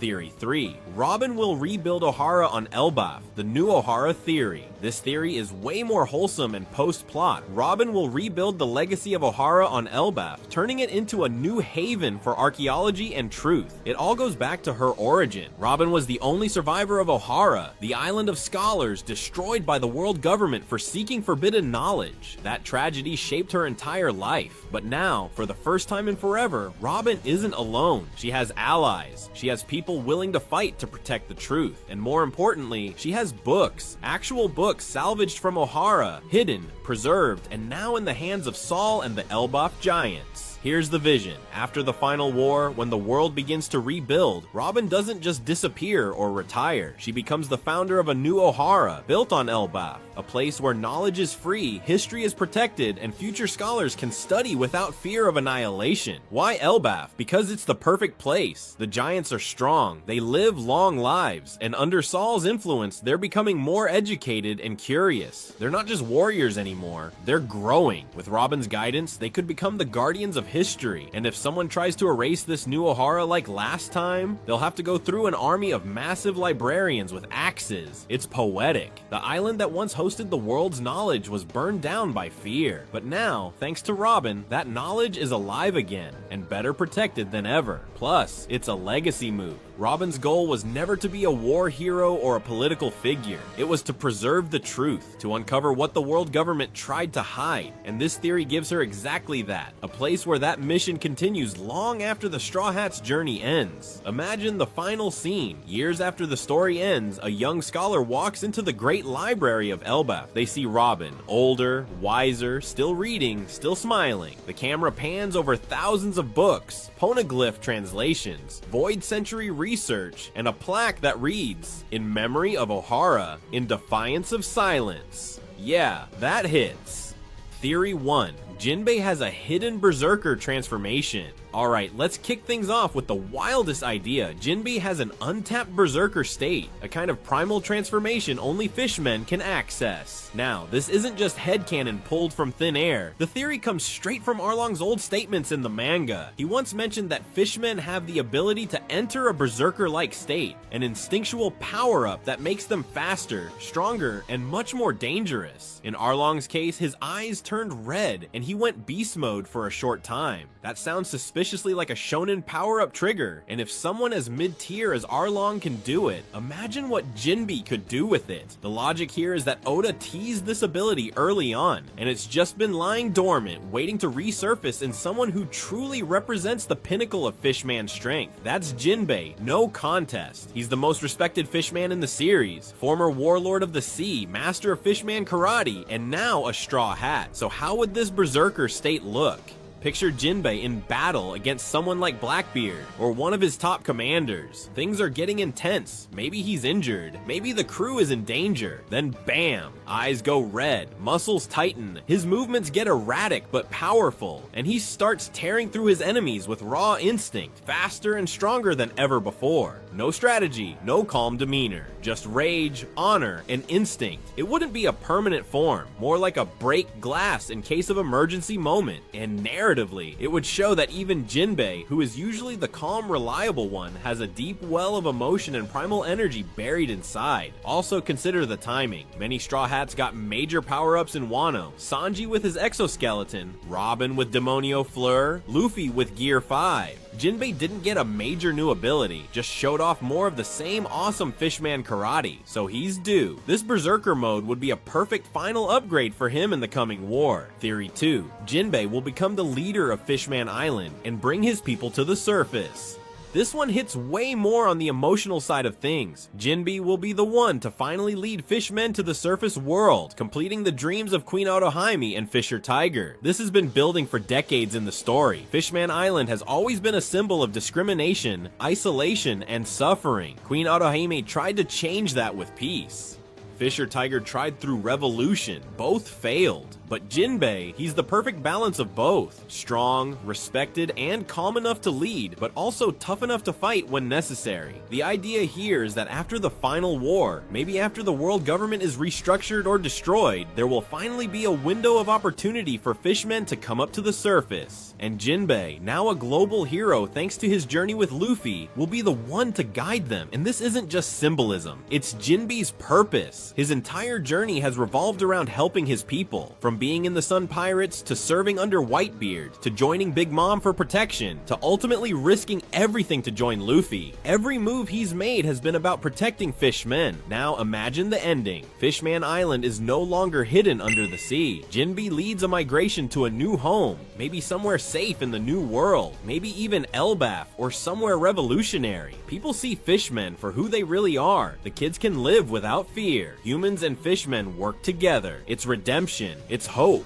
and it's powerful as hell. And what seals it, Jinbe's position in the Straw Hats. He's not just a crew member, he's a living example of peace between humans and fishmen. He fights alongside humans, he trusts them, he believes in them. So when the dust settles, he's the one who's gonna be able to tell his people, it's time. We can live under the same sky now. Theory 3. Jinbe will unlock a new form of Fishman Karate that controls the environment. Now here's a technical one for the martial arts nerds out there. Jinbe is going to take Fishman Karate to the next level and use it to manipulate the environment on a massive scale. You already know that Fishman Karate is unique. It lets Jinbe use the moisture in the air and even manipulate water like a non-Logia user. That alone is crazy powerful, but the theory says he's only scratched the surface. The future of Fishman Karate, using water to create tidal waves, whirlpools, barriers, or even redirect attacks on a battlefield scale. Think about it like this. Jinbe is to Fishman Karate what Luffy is to the Gomu Gomu no Mi. He's pushing its limits, breaking expectations. He's not just using it to punch harder, he's reshaping how the entire art works. In a war zone, this new form would let him pull water from the air and use it to create shields. Turn puddles into projectiles, use surrounding rivers, lakes, or even blood, dark, to amplify his attacks. Disrupt enemy formations with water pressure shockwaves. It'd be like a pseudo-water Logia ability without the fruit. There's even a possibility that this new form becomes named, like an advanced style or awakening of the martial art. Maybe he teaches it to other fishmen later. Maybe he creates a school or dojo after the war. And it fits. Jinbe is a martial artist, but also a leader and mentor. It would be perfect for him to end the series not only as a hero, but as the man who reinvented Fishman Karate into something legendary. This would also shut down the idea that Jinbe is outpaced by the rest of the Straw Hats. Not even close. This evolution would make him one of the most dangerous fighters on the seas, hands down. Theory 1. Zoro will turn the Wado Ichimonji into a black blade. Let's start with the big one. The theory that Zoro is gonna turn the Wado Ichimonji into a black blade. This is practically a guarantee at this point, not even a maybe. It's like a future spoiler just waiting to happen. So we know there are swords in One Piece that are considered black blades. Mihawk's Yoru is one of them, and even though Oda hasn't fully explained what it takes to turn a sword black, the idea is that it happens when the user infuses their sword with haki consistently over a long period. It's a process, a commitment, a bond between warrior and weapon, and when that bond reaches its peak, boom, the blade becomes black forever. Now, Zoro has 3 swords, but only one of them is really his. The Wado Ichimonji, the blade that belonged to Kuina, the one tied to his childhood, to his promise, to his entire motivation. That sword isn't just a weapon to Zoro, it's his soul. So if any sword is gonna be permanently transformed, it has to be that one. The theory says Zoro will turn it into a black blade during his ultimate battle. battle, either against Mihawk or against Shiryu. Both make sense. If it's Mihawk, then Zoro forges the blade during the fight and wins, proving he's the new strongest swordsman. If it's Shiryu, maybe Shiryu defeats Mihawk earlier, possibly through cheap tricks, and Zoro takes him down to avenge Mihawk and claim the top spot. Either way, the Wado Ichimonji glowing black mid-fight would be a total goosebumps moment. It wouldn't just be about strength, it'd be about legacy, memory, and completing his journey, and narratively, it fits like a glove. Black blades are a huge mystery in the series. Oda's been sitting on that concept since Thriller Bark, so having Zoro figure it out, live it, and do it makes perfect sense. Especially with Enma teasing that transformation already, and who knows, maybe after turning the Wado black, he turns all three, triple black blade style. Let's go. But the theory holds that Wado comes first, and that one has emotional weight behind it. It's not just a sword, it's Quina, it's childhood, it's a promise kept. Theory 2, Zoro's eye is closed because it's hiding a hidden power.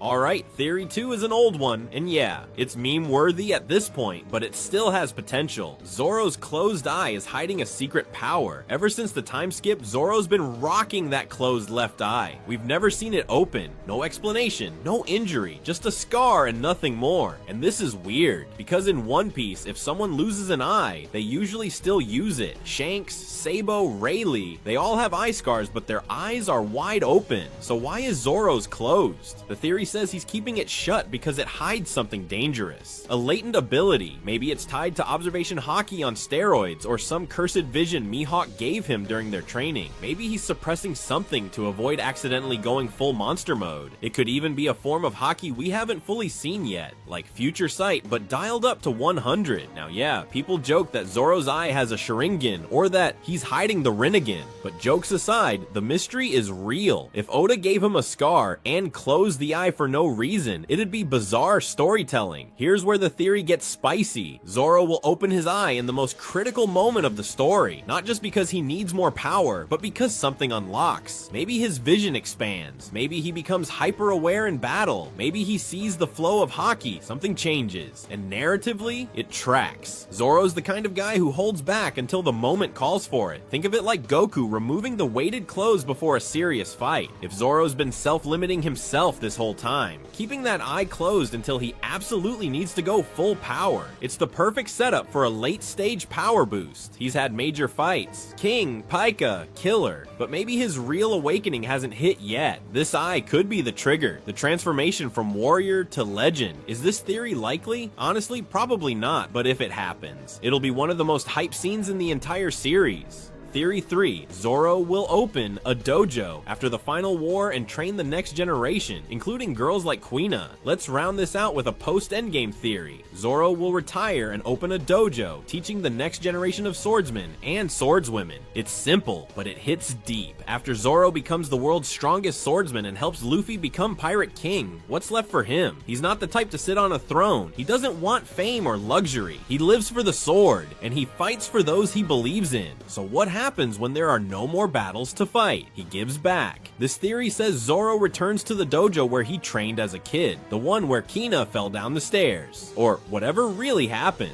And instead of just hanging out, he becomes the new master. He trains young kids, helps them discover their style, and spreads the art of the sword. But here's the best part, he opens the dojo to girls. Zoro saw firsthand how Quina's potential was crushed by societal expectations. She was told she couldn't be the best because she was a girl, and that haunted Zoro. Now that he is the best, he has the power to rewrite that narrative. He starts mentoring anyone who wants to learn. Boys, girls, whoever. He shows them that strength comes from spirit, not gender. He passes on what he learned from Mihawk, from his own journey, and maybe even from his opponents. He becomes the bridge between old and new. It's the most peaceful, fulfilling end Zoro could get. No more blood, no more war, just discipline, training, and wisdom. And imagine the legacy, a generation of elite swordsmen and swordswomen who all say, "I learned from Zoro, the man who fought the Pirate King's battles." Maybe one of them even looks like Quina. Maybe one of them becomes the next greatest swordsman, and Zoro, smiling with a sake bottle, just nods like good. It'd be emotional, powerful, and honestly, perfect.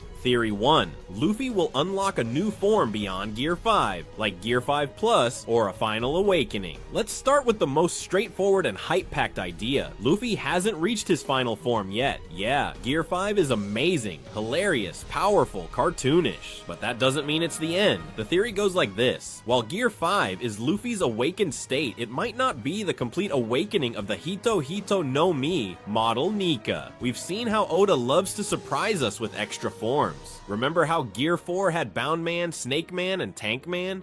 So why would Gear 5 not have variations too? Think about it. Gear 5 debuted in 2022. One Piece will likely keep running until at least 2027 to 2030. Are we really going to watch Luffy use the same form for the next 5+ years without any upgrades? It doesn't feel like Oda's style. Fans get bored and merchandise needs fresh designs. Yeah, that matters too. So what kind of evolution could we get? This theory suggests we'll see either a Gear 5 Plus, like a refined, stronger, more complete version of the awakening, a god mode form where Luffy fully embodies the sun god, maybe glowing, maybe more serious, maybe faster and more lethal, or even a dark version of Nika. Sounds wild, but it's been floated before, like an inner conflict where Luffy taps into a dangerous, destructive version of his powers under extreme stress. We don't know the full ceiling of Nika's abilities. The fruit itself is mysterious. Joy Boy had it before, and he failed. Maybe that's the key. Luffy has to go beyond what Joy Boy could do. Gear 5 might be what Joy Boy used, but Luffy, he'll take it further. Narratively, it would be sick. Imagine Luffy losing to Blackbeard or Emu, and suddenly, boom, he snaps into a whole new state. Maybe it's triggered by protecting someone. Maybe his heart beats at a new rhythm. Whatever it is, it shocks everyone, and he turns the tide of the war in that moment. So yeah, Gear 5 ain't the end. It's the doorway, and what comes after is probably going to blow the roof off the fandom. Theory 2. Luffy will talk to Joy Boy or Roger using the voice of all things. Now this one's weird, but really cool. The theory says Luffy will have a conversation with Joy Boy, Gul D, Roger, or both, despite them being dead. How's that supposed to happen? Through something Oda introduced long ago, the voice of all things. Luffy has shown he can hear it. He understood Zunesha. He picked up things that others couldn't. So what if the voice of all things isn't just about listening to whales and poneglyphs? What if it's about communicating with the past? The theory is that somewhere along the journey, maybe at Laugh Tale or in a super spiritual moment, Luffy taps into this voice and reaches the echo of Joy Boy or Roger's will. We're not talking ghosts or spirits. This would be more like a memory or a soul-deep conversation that transcends time. Fans imagine a scene where Luffy sits down, maybe in a dream, maybe in a space outside reality, and Joy Boy appears, or Roger, or both. They chat, joke, fight, laugh. Luffy says he'll succeed where they failed.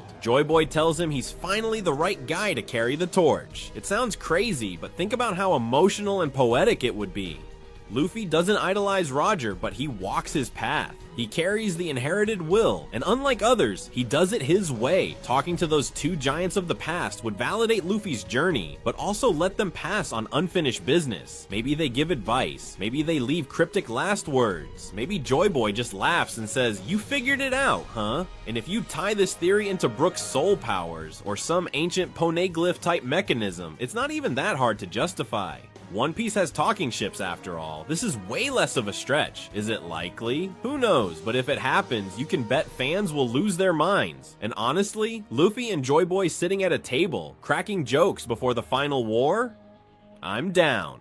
Theory 3. Luffy isn't truly free. He's a prisoner of destiny. Now for the most philosophical and emotionally deep theory. Luffy isn't really free and never has been. This one hits hard because it challenges everything Luffy stands for. His whole journey is about freedom. He doesn't want to rule, doesn't want power, just wants to live on his own terms. He's the sun god, the joyful warrior, the guy who breaks chains. That's who he is. But what if that's exactly what was meant to happen? Look at the facts. Luffy inherited Roger's will. He ate the Nika fruit by chance. He was saved by Shanks, trained by Rayleigh, mentored by Garp, and carried by fate time and time again. again. The stars aligned for him to become Joy Boy. There's even a moment in the manga where someone says, maybe it's not his dream, it's his destiny. That line sticks. Because if Luffy is destined to do all this, is he really free? Or is he just a cog in a prophecy machine? This theory suggests that Oda is setting up a meta-narrative twist, that One Piece isn't just about reaching Laugh Tale, it's about breaking free from destiny itself, that Luffy's true final challenge won't be beating Imu or changing the world. It'll be rejecting the idea that he was meant to do any of it.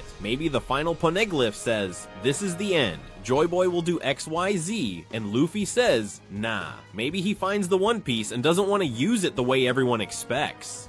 Maybe he doesn't want to be Joy Boy. Maybe the real ending is Luffy finally making a choice that breaks the cycle. That would be bold, deep, a total gut punch for fans. But it would make Luffy's freedom real, because right now, everything he's done has felt like it was guided. The world government feared him before he was even strong. His bounty reflects his destiny, not his crimes. He's not a rogue, he's fated. So this theory flips the story. The man who wants to be the most free in the world is actually trapped in the most rigid fate of all, and only by denying that fate can he be truly free. Damn, he has Roger's disease. Well, as we know, this theory is very popular. It is something that has commented on a lot. Really, this theory has been talked about a ton, and it's something you have probably heard. That's why I wanted to bring it up in today's video and wanted it to be in the first place. And it's because I wanted to talk about the topic of Roger's illness, since it's a theory that despite the years passing, the theory continues to hold. Current. In fact, there are even people who think that more arguments are being added and that more things are coming up. And in fact, maybe this is something I haven't seen anyone comment on, but perhaps in the last arc, the Egghead arc, we might have seen something else to add to this theory, and that it could be quite related to this. And if not with this, perhaps it could have another connection later. Well, the first thing we need to talk about is the illness that Roger had. Roger had an illness. Goldie, Roger, I'm obviously talking about, had an illness of which, well, we have no idea what it is about. I mean, we have no idea why it happened to him, when it happened exactly the moment he contracted it, why it came to him. We know nothing about this. In fact, the only thing we know is that he suffered from it, and even by bringing Crocus into his crew, who was supposed to be a very good doctor and who tried to cure Roger's illness, this is something he never achieved, and that Roger ultimately ended up passing away. Well, it is true that he surrendered and all of that, but well, he was already quite affected by his illness and actually even left piracy and went on to do things that we still don't know about, which is another mystery and could perfectly give rise to 7 theories about Roger. And he went off to do a couple of things, but all of that came from the issue of the illness. As I said, we don't know anything. And seeing the parallels that may exist between Roger and Luffy, which are not few, obviously, there are many people saying that perhaps Luffy could have a disease very similar to Roger's towards the end of One Piece. This obviously, well, I mean, can we talk? Can we comment? Yes. The thing is that, as I say, there seem to be certain variations regarding the issue of the illness and regarding topics a bit different. Well, there are many people who say that Luffy might not have exactly the same illness as Roger, but a very similar one, simply to maintain those parallels. And this is something that we have seen Oda loves to do, the matter of maintaining the relationship between characters who share an inherited will, such as Ace and Sabo, as it is supposed Roger and Luffy could be, who actually share exactly the same dream. Well, there are many people talking about that. Indeed, Luffy is going to suffer from that illness. Then, as I say, there are certain variations and certain explanations of this illness. The thing is that one of the most important reasons being discussed, the topic of the illness, is that this illness could have been caused because there are several characters in One Piece who seem to have been affected too much by illnesses, such as the case of Shirohige, who is a character who was very powerful, but who was obviously nerfed due to the illness he had. And seeing Roger and Shirohige, 2 such powerful characters who have been, let's say in quotes, destroyed because of illness, well, it could happen that maybe Luffy, who is the protagonist of the series and obviously already has a power level by this point that is very high, and obviously this is gonna go much further, well, obviously it could make quite a bit of sense that this in the future, that it could happen to Luffy and that he might have the same illness or something very similar, but the fact is that he would have an illness that would end his life and a disease that would put put everyone on edge regarding what happens with this character. The theory obviously continues much further and explains to us where this disease might come from, and there is a very strong one suggesting that perhaps this disease is caused by Imu-sama, and we know the character Imu seems to be a very mysterious character of which we still have no idea about anything. There are many speculations. In fact, I think I haven't made 7 theories about Imu, and I could do it because, well, I could make 20 if you want about Imu, because since we know nothing, I could tell you it's Foxy in a black suit, and there you go. And well, you'd believe it because you'd probably see it makes sense. The thing is, it's supposed to be that. And according to this theory, one of the variations is that this disease is caused by the character Imu and precisely by the butterflies. And we have seen that this character is highly related to butterflies, constantly appearing with butterflies, and some say that maybe these butterflies are a clue, foreshadowing by Oda, to tell us that this is part of his power, and that maybe with those butterflies he can transmit diseases or can transmit certain things, which is, for example, what happened to Roger. And the theory says that, of course, having butterflies, which are things so harmless, well, he can take them, let's say, out of his palace, bring them to the normal world, and Roger, for example, encounters a butterfly. The butterfly gives him the illness, and that's it. In this way, Imu wouldn't leave the palace, has an incurable disease, and that would be it. This obviously makes sense. Well, it could happen. I mean, it's not something very crazy, and it's not something that it might not happen in the work. Now, believe me, that Imu has given him the disease. I don't know what to tell you, if exactly in this way or not. The fact that it is caused, to me, personally, well, it makes me think yes. I would tell you I'm more on the yes side than the no. Although I interpret the matter of the illness precisely with Roger and Shirohige, who are 2 monsters and the 2 most powerful pirates we've seen so far. With respect to Rocks, whom we haven't seen yet, but it's supposed that he was also very powerful. Well, of course, this character was supposed to be so powerful that nobody could defeat him. So the only thing they couldn't defeat was a disease. So the way I see it, it's a way for Oda to tell us that no matter how powerful you are, especially in the world of One Piece, it doesn't matter if the illness is so powerful. I mean, you can't do anything, let's say, in the physical aspect against a illness because it is not an enemy you can defeat. It is something that goes on a completely different path from yours and does not require physical strength to overcome. In fact, even the theory, as I say, is complemented by the possibility that perhaps Luffy didn't die from this illness, that he had the illness, but managed to overcome it, and he wouldn't overcome it alone, obviously, but it would go hand in hand with Chopper's dream, and Chopper's dream is to cure all diseases. So clear and simple, and it's supposed that if Luffy contracts that disease, Chopper could appear and do what Crocus couldn't.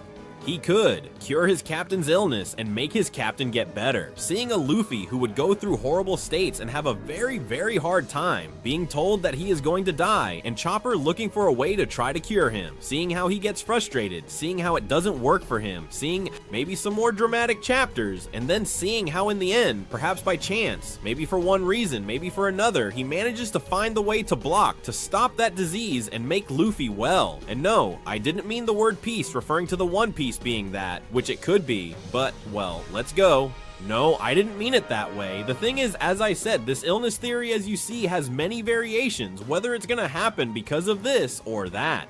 Another, if it will be cured, if it will not be cured, if the illness was caused, Roger's if he will have it because of this, because of the other thing. Well, the simple theory is that Luffy is supposed to have the same illness as Roger, whether it is the same or not, whether he dies or not. But anyway, Luffy being sick in general could be the name of the theory, and this is something that, as I said, has been very popular for many years, and to this day, from today, as I say, it continues to persist. So hey, it's curious, and especially what I said at the beginning, there's something that perhaps, in the end, it makes me think this has logic, and it's the character of Saturn, who today is dead, but we have seen that he implanted a disease in Ginny, who was Bonnie's mother, and then even the same daughter inherited it. So considering all of this, seeing that he even launched certain poison attacks towards Luffy, which Luffy picked up, Some even repelled it and such, but some hit him. It could be that Luffy has an illness from this moment and we still don't know it. It could be, maybe it's something that Oda adds unintentionally. I mean, that he sneaks in a little,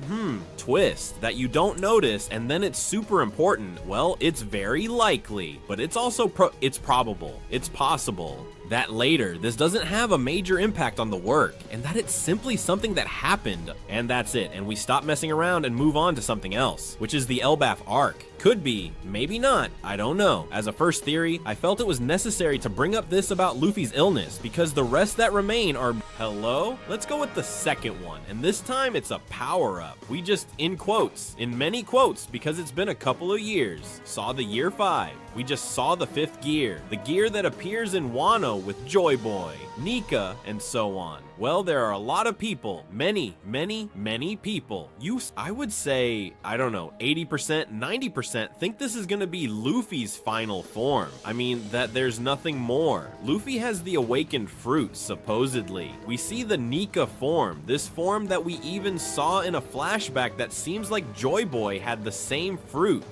We see, well, a power very different from Luffy's other gears. I mean, the 5th gear has nothing to do with the 4th. It's basically like a new gear. But well, there are many people who agrees with this statement that there will not be more transformations. I am precisely one of the people who is against this, and I believe that indeed he will have other transformations. Besides, I think that perhaps the 5th gear could have some variation, like how we had, I don't know, the year 4th Tankman, or Snakeman, or Boatman. Maybe we'll have the year 5th and something more, like an extra, right? The Tiger Man, for example, right? We could have like an extra of the 5th gear, and I think that would be interesting, actually, especially seeing that he is starting to master it a bit more despite the energy drain it has. The thing is, the idea of this theory is that there will be a 6th gear, that there will be a year 6. The thing is, Zara, do you agree with this theory? Can you explain it to me? Okay, let's see. I'm going to explain why I think there will be a year 6, and also, well, it goes with the argument of this theory. The thing is, according to what I think,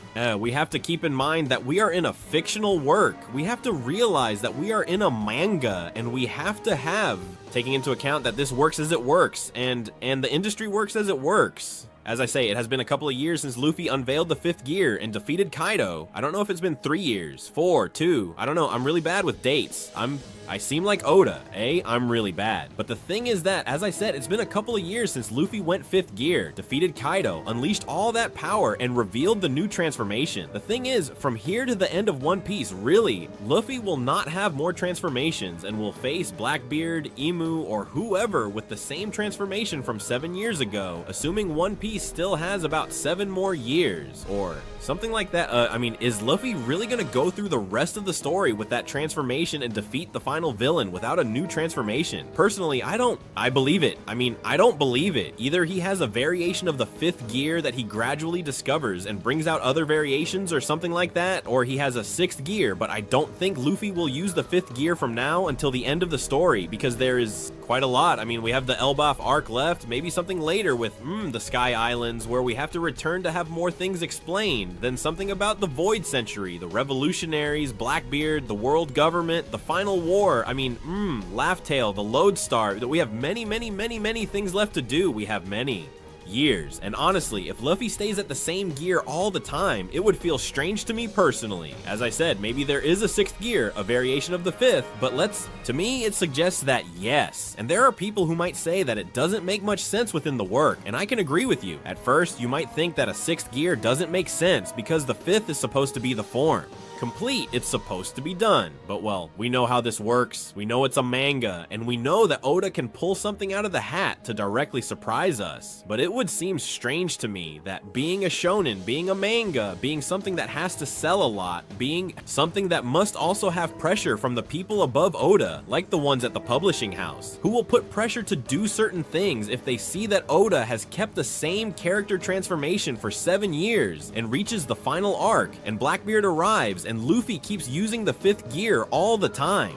For a while, I personally believe they will encourage him to say, hey, do something a little different from the 5th gear. Add something extra. Not only for the sake of figures, plushies, anime, eh? Social impact. I mean, all these things that a new transformation implies. You saw what happened with year 5. I mean, there's a lot of things. Figures, posters, everything. Plush toys, whatever you want. Obviously, all that is a new character, in quotes, for the franchise to make a lot of money from that. The thing is, could this directly push Oda to release the new gear? Not just for that reason. Yes, obviously. I mean, it's not just going to be that factor, obviously, but it will have other extra things. I mean, I think that's already a hint for you to start thinking and say, hey, maybe you're right.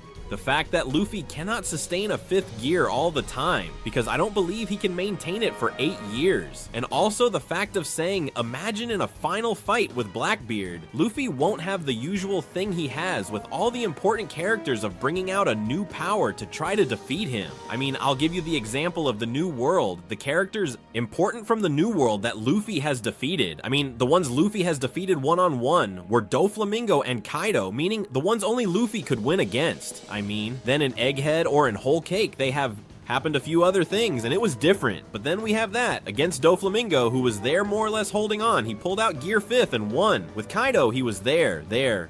Being beaten, he pulled out Gear 5th and won. Well, with Blackbeard, I don't think it will be an exception. I mean, I don't think Luffy will use Gear 5th the whole time and just win because of that and then get more serious. And no, I think he has to have something extra, a power-up. New, whether it's 6th gear or a variation of the 5th. I see it as something logical within the work. I mean, it's not because I've seen a panel that I rely on logic, by analyzing the work, seeing what Eiichiro Oda is writing, I say, okay, it seems logical to me that Luffy has these evolutions and transformations looking towards the future, because we are not talking about One Piece ending in 2 years. We are talking about, there's the whole Elbaf arc left, there's still everything involving the revolutionaries, the final war, the fight with Blackbeard. I mean, all this is still in the middle, and it's just stuff we know, because I remember that, for example, when we were in Zoo, we were supposed to go to Wano, and we ended up in Whole Cake, a new arc with another new emperor, with another new thing, with the Gear 4th Snakeman. So it was a new form. On top of that, none of this was expected, and Oda often does this to us. We were in Wano, and suddenly we ended up in Egghead with Vegapunk's island, the laboratory, all that stuff, which seemed like it might be at another time or a compliment to something. And Oda dedicated an arc to Vegapunk, and he said, here, an island, your arc, and your things. And it's something that has caught us a bit off guard. So with One Piece, we can't just go with what's certain. With what's certain, we already know this, that we are going to have 4 things have to happen, but then imagine that after Elbaf, we go to another place that nobody expects, and there's another enemy and another thing and so on. Really, One Piece doesn't have 2 years left. There are a few more. There are 5, 6, 7 years left. I don't know, but there are these. So hey, Luffy can't stay in 5th gear all the time. I know it's true that I'm not arguing what the 6th gear is going to be like, because look, man, the 5th just came out. How do I know what the 6th will be? That too. Leave that in the comments if you want. Well, I'll read them, but well, I can already imagine the absurdity of theories you're gonna say, in the sense that no, you're gonna say no, Luffy is gonna be super powerful because he's going to do I don't know what with the awakening of the rubber, and I don't know what, and I don't know how much? I don't know, but I'm imagining it, and I'm laughing in the sense of saying, let's see what you write in the comments, because it's going to be even funny. So, well, as the 6th theory, as the 6th theory number, then, as the 2nd theory, it would be that there is going to be a Gear 6, a 6th gear, or something like that. Now, let's go with the 3rd theory, and this is also something that is quite popular, really. It is quite popular, but I would tell you that not many people who agree with this, but there are also many people who do. I mean, well, it's hard to explain. Let me explain. For example, in the comments of the videos, it is a theory that I have seen you repeat a lot. I mean, this is something I've seen repeated a lot, and every now and then I get 1 or 2 messages, whether on Instagram or some comment, wherever, where you tell me this theory, but then I ask people that I know who, let's say, talk a lot about One Piece or something like that, and this theory, they even laugh and say, man, I don't think so. So it amuses me, because it's like among the audience is really into this theory, it seems, but then perhaps among creators or something like that, I don't know if it's that. Of course, we're always engaged in reading One Piece and talking about One Piece all the time. This theory sounds like a joke, but well, I mention it because by me.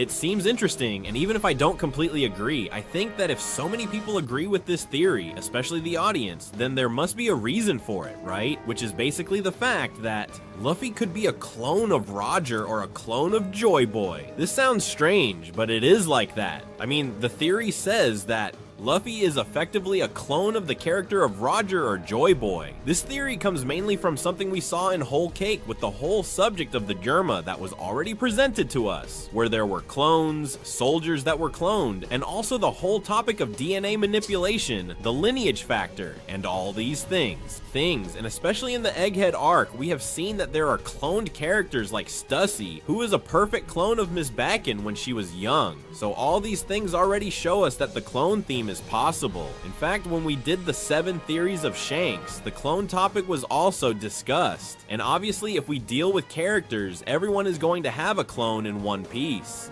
Because it's fun to think that everyone has a clone and they will surprise us with that. Well, the thing is, as I say, Luffy is would be a clone, either of Roger or of Joy Boy. At first, it was thought to be of Roger. Then the theory came up, what if it's of Joy Boy? What happens? Well, the theory is simple. It's assumed that if it's of Roger, then the world government at some point when they killed Roger, obtained the DNA, obtained the lineage factor from Roger's body, which they obviously had in their hands. I mean, they had executed him, they had the body there. Who knows where the body is now, if it exists or not? The thing is, it is assumed that the world government would have taken that lineage factor, given it to Vegapunk or whoever, the scientist at the time, and managed to clone it, creating Luffy and leaving him directly in the care of Garp, who was the hero of the Navy and the most reliable person from their standpoint.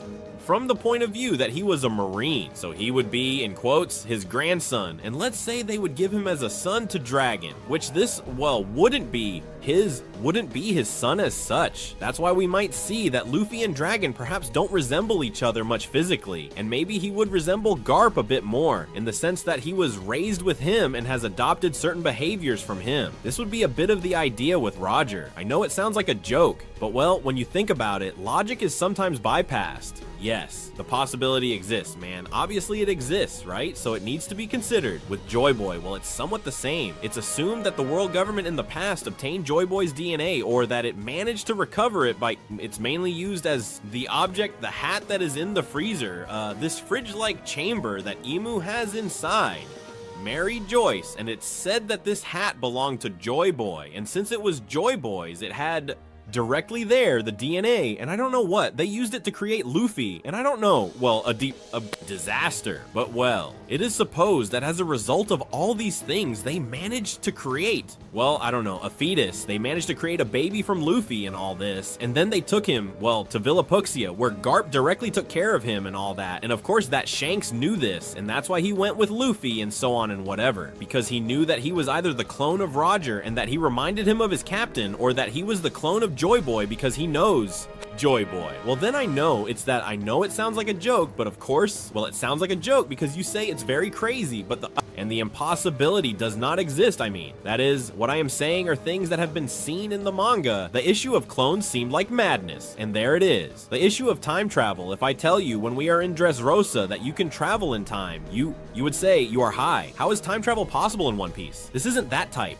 One Piece isn't that type of series. Don't get carried away. And then look what happened. Then look what happened in Wano, where they tell us no, that these others have traveled through time. So hey, maybe we need to be a little careful and say, hey, psst, these things that sound like haha, look at what happened in the end. When I made a video saying that Buggy was gonna be a Yonko, well, Buggy became a Yonko too, and people laughed, and there it is. So hey, be very careful with these things, because especially with the possibility in the work, and having raised the issue of clones, which by the way, as an argument for the theory, the topic of clones hasn't been discussed much considering how intense it is. I mean, we're talking about cloning a person, and this, as I say, hasn't been discussed much. It's very intense. The assertion of being able to clone a person and see the example of Stussy, but not having seen it at its full potential. I mean, Stussy is a random character after all. She is from the Rocks Pirates, or was from the Rocks Pirates, fine, but she is still a random character. We are not talking about cloning Rocks, or cloning Kaido, or Big Mom. And it's true that she has been involved with the Seraphim, all that, but we haven't seen a clone where we say, oh, what a surprise, a clone of this character, and it's amazing. We haven't seen this yet, and that potential,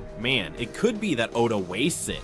Yes, but it would be strange to me, since you're taking a risk by introducing the topic of clones, to not use it to its full potential and say, well, here I'm gonna bring it out and give you the boom. Wow, this character has a clone. This character is dead, but has a clone. And it still poses a constant threat because has a clone of this and is under the orders of the world government, or has gone off on their own, and this clone is doing its own thing because it has taken its own will. I don't know, but I think these are topics that can be explored, and with Stussy it's been touched on a bit, whether she is a clone or if she is real, which is fine, but I think, as I said, it's a topic that has a lot of potential, more, and that it could add. I don't know, imagine that, for example, the man with the scar, the man with the burn is a clone of someone, I don't know, a clone of Rocks, or a clone of Roger, or something like that, who goes on his own, who was cloned by the world government but finally broke free, and so on, and now does the things he wants on his own, who feels alive, and that this is the key to of the clone, and that this character is the clone. I don't know, but it seems to me that it's a very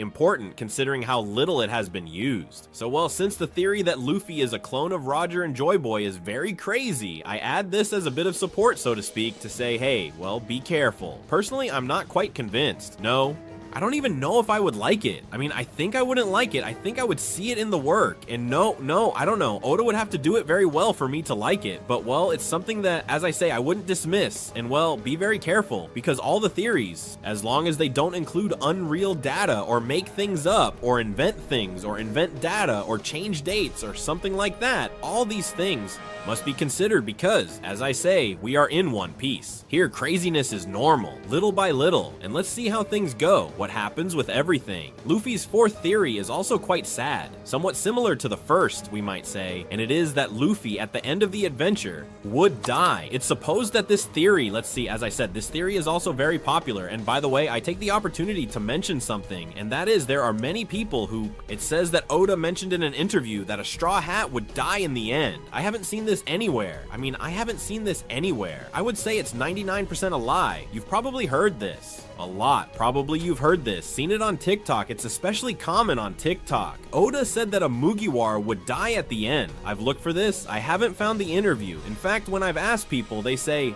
no. In an interview? What interview? I don't know. I haven't found an official interview. I've seen, the statements that say, Oda, a Mugiwara will die at the end. Okay, fine, but where does that come from? I mean, on what day was that done? Which media outlet said it? Who did he give the interview to? Who responded? When? I would like to know all those details, but it's nowhere to be found. There are only statements. It's like if I make up, hey, that Oda said, no, I'm going to include Zara in One Piece because I like him a lot. He's my friend, and I'll put him in as text. No, it's that Oda said it. When Zara, well, I don't know. So, starting from this point, be careful, because I know that if I talk about Luffy dying at the end, many of you will tell me this statement from Oda thinking it's real. People, I'm really sorry, but this isn't, well, it's 99% unreal. I mean, if it's real, give me sources or something. I will investigate and all that, but well, if there's something interesting, I'll comment on it. I'll heart the comment so you can see it if there's something worthwhile. But well, I'll leave it there in case you're interested. But as I said, the theory directly talks about Luffy's death at the end of the work. As I said, there are many things to discuss, so many things, and well, first of all, there's the central axis of the theory. Luffy would die at the end of the work. How could he die? What about all of this? Would he die without finding the One Piece? Number, the theory suggests that, well, Luffy finds the One Piece, Luffy does everything. I mean, Luffy fulfills his dream. Luffy does everything perfectly, but in the final war, he sacrifices himself.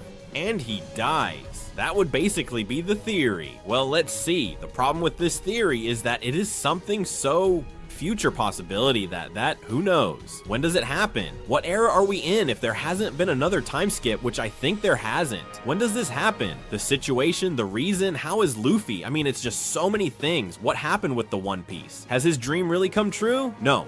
I mean, all of this is like many things, many boxes to tick, as if to say that Luffy is going to die or that Luffy is not going to die. I mean, personally, is Luffy going to die? I would tell you no, really. I mean, I would like the theory, how to go deeper, but the theory is simple. The theory is, final war, Luffy sacrifices himself and dies, and that's it. He saves everyone because Joy Boy ends up dying. That's it. I mean, that's the theory. Do I like it? Well, I don't like it, honestly. And I'm not saying it in the sense of, oh, you don't want any Straw Hat to die. No, I am, for example, if we're in the middle of the final war and Sanji sacrifices himself, you know, since he's prone to sacrifice for these things, or Usopp or these things, well, okay, fine. I see it and I say, okay, it's a good closure for the character. It's cool. It adds something. But to Luffy, who really is the protagonist, who sort of, you see Luffy sacrificing himself just because, and it fits, for me, it doesn't fit at all that Luffy would sacrifice himself without a reason. And I'm not saying he wouldn't do it and all, but I don't think it fits the character. I mean, I think the charm of Luffy is seeing him after becoming the king of the pirates and watching him sail across the sea. Like I said, an Usopp, a Sanji, it doesn't matter much. I mean, they die there and such, and remain as heroes and stay back as a very important memory of the crew. But that's it. He can't go, especially considering something similar already happened with Roger, with the illness and everything. And I think with Luffy, it should be the opposite, that he wins, gets well, is perfect, and is there sailing with all those remaining from the crew,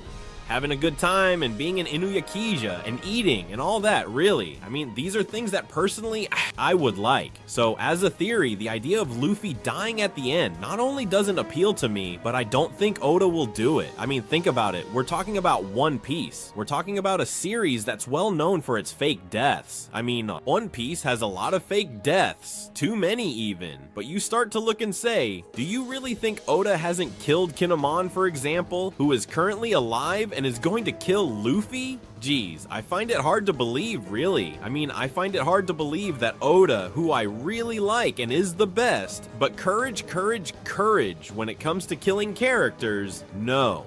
He has, poor guy. The truth is no. The truth is no. He has killed a few just because they were practically made to die. So I don't know what to tell you, and well, it's just that I see it almost impossible for the event of Luffy dying to happen. I mean, I see it very difficult, even if it's at the end and everything is already over. But I don't know, I don't feel like Oda wants to get rid of him, especially, let's see, he doesn't often kill off characters, and I think sometimes he avoids it for fear of what people might say. But of course, imagine killing Luffy, which would be a decision that would be a bombshell. I mean, it would be a bombshell in the history of manga anime. I mean, we're talking about One Piece is, now regarding Dragon Ball, obviously Dragon Ball is not at its best moment in the sense that, well, then the passing of Toriyama and all the topic, well, with respect to Dragon Ball, which is the biggest, One Piece is there as the second. I mean, we're talking about One Piece being there as the second, and it's maintaining everything very well. So if you take out the protagonists in their final arc with how acclaimed, important, and representative the entire end of One Piece is going to be, you're doing a very risky move that can go very wrong for you. I mean, it's too risky to play it like that. I mean, you either do something very perfect and have it super perfected in your head to kill Luffy so it looks good and all, and could even be good for the work, or I don't know, I think it's like throwing 2 kilos of dirt on yourself. I mean, I think that get involved in there and start throwing dirt in the coffin by yourself is a bit strange, really. It's a bit strange. So personally, not only do I think it's not gonna happen, but I also wouldn't like it, honestly. As I say, they have to do it very well for it to be consistent, but at first, I think about it and say, God, what a disaster. I mean, I see it completely seriously. I think, and I truly say, God, what a mess. Let's go directly to the 5th theory, and this is one that personally catches my attention. It catches my attention, and it's the theory that Luffy will never be free. And this is curious because it's something that Oda has made sure to give us hints about in the work, but sometimes contradicting his message a bit. So, I want to know what Oda has planned for this.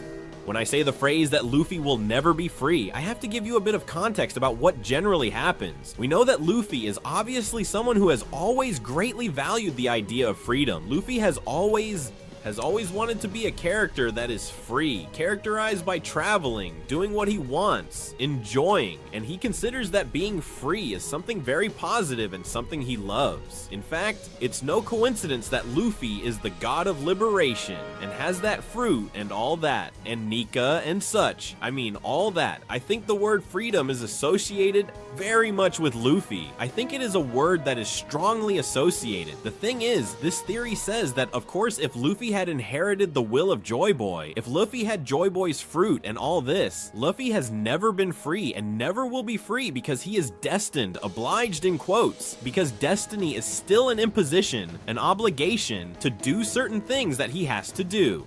And even though Luffy believes in his head that he has to do them because he wants to do them, he has no other option, he cannot refuse, that is going to happen. So Luffy will never be free, and Luffy, maybe the whole message of the work that's been conveyed to us, could lead to a final arc where he himself is not comfortable with having to do everything he has to do because he has to do it, and not because enjoy it. Do you know what I mean? The fact that he realizes he has never been free and has always been, well, with an invisible chain around his neck, just another prisoner of destiny, which I think would be a bit harsh. And I have to say that several things in the story, several arguments, several dialogues already speak to us a bit about destiny. And above all, there is one that to me, I really like, which is I think when they give the first reward, or one of the most important rewards to Luffy and so on, when they give it to him, we see that we are in Inuyakija, and we see, I think it was Makino who is talking with the mayor of the city and says, ah, look, Luffy has done it.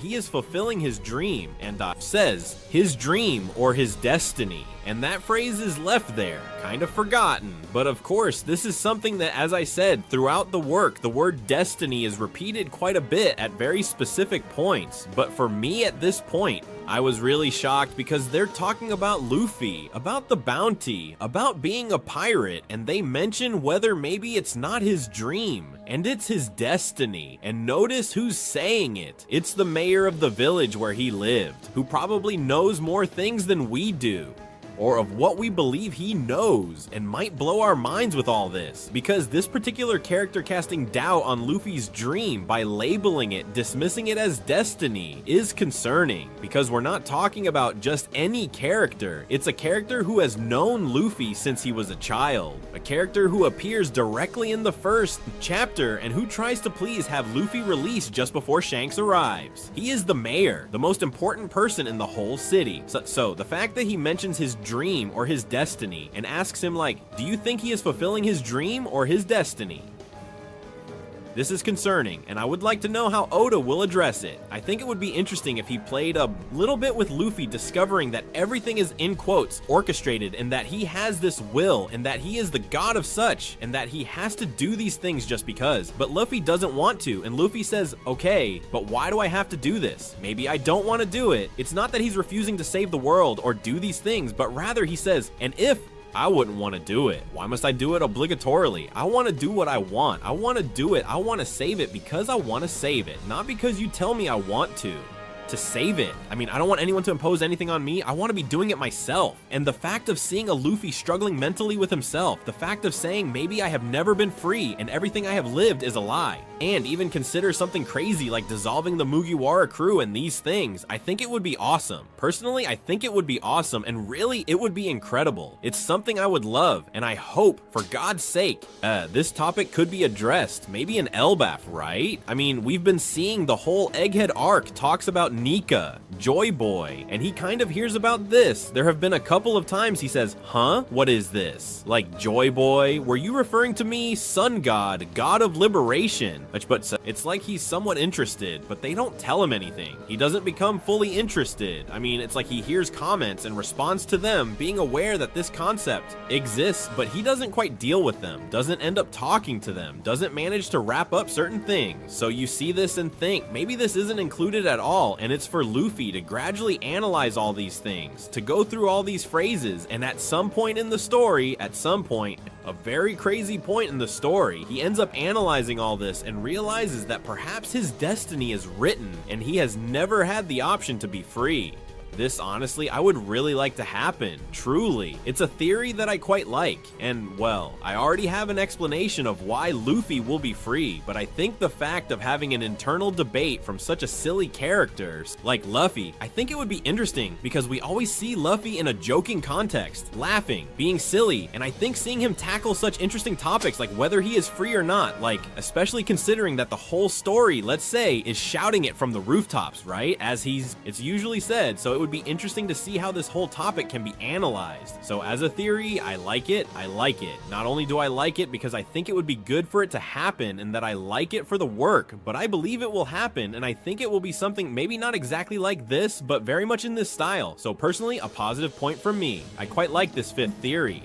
Now let's move on to the 6th theory, which is very closely related to the one I just mentioned. I just talked about the whole topic of that he would never be free and such, and Joy Boys will and such. But here I present another situation. What if this destination was not, well, imposed by fate, but imposed by another person? And the theory says that maybe Shanks manipulated Luffy for this. The theory is supposed to, let's see, occupies and encompasses various aspects. The first of all is that Shanks filled Luffy's head to make him become a pirate, to try to convince him that he should be a pirate and tell him all those wonderful stories to a child so that he would want to go out to sea. And it's the most logical. If I go to a child and tell him stories about how I've done fantastic things and how I've done incredible things and so on and so forth, and I tell him story and such, the kid is going to say, hey, well, I also want that. How did you do it? Oh, you're a pirate. Well, then I'll become a pirate too because I want that. What you're telling me is very cool. I want to do it. I mean, it's very fun. I like it,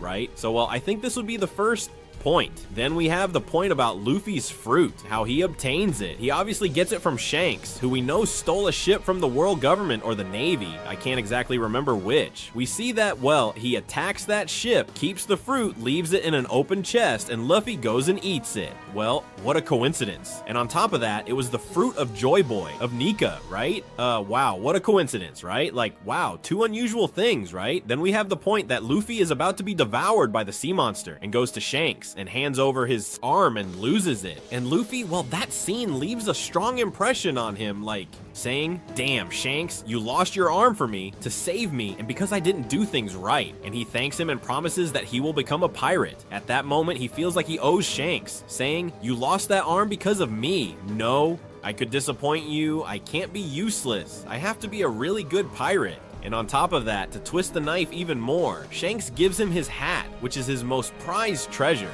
His. That is to say, Luffy knew perfectly well that Shanks' treasure was his hat, because he had said it many times. He gives it to Luffy and makes that hat Luffy's treasure. That is, he makes this person, Luffy, not only have the debt of that, but also gives him the hat to have a debt. Even more exaggerated and physical, so he always has it there and never forgets it, so it won't be something he'll forget in a couple of years. No, because he will keep that hat, and every time he looks at it, he will remember Shanks. And that moment, it will be the first memory that comes to his mind. I'm sure that when Luffy thinks of Shanks, the first thing he thinks is that he lost the arm for him. I mean, that trauma, it had to be very harsh for Luffy. And then if on top of that, we add the cherry on top and say that Shanks tells Luffy to return it when he is a great pirate, it means there has been a reunion between them when Luffy is on his level, when Luffy has achieved everything that Shanks was supposedly planning. So there are several things here. The whole manipulation theme is this, in general, that as you can see, it worries. I mean, you start watching this and it worries you a bit because you say, okay, fine, the arguments are not poorly made. The thing is how derived from this. There are two derivations. The first is that Shanks does it because he wants to save the world and knows it's necessary, because perhaps Roger told him, you have to find my successor, or you have to find someone who is going to be the one who inherits my will and saves the world because it's necessary, and you are going to be the person who you find, and I need you to train him, and I need you to make him fulfill his dream and his will and destiny. And that Shanks manipulated him to make this happen no matter what because it was necessary for the world. In other words, that he does it for a greater good and says, well, Luffy, yes, I manipulated you, but I did it because I wanted to save the world, and I'm very sorry, but it's the best for the world, and this had to happen no matter your freedom to clip your wings and to have had to manipulate you. Why? Because it was to save the world, and I am a good person, and I want this to... Then there is the other option, which is the same manipulation, but he did it for something bad, and maybe he wanted Luffy to be that chosen one and such, and to guide him to the One Piece, because only Luffy can get there. And then Shanks to follow him or go with him and betray him and keep the One Piece for himself and keep with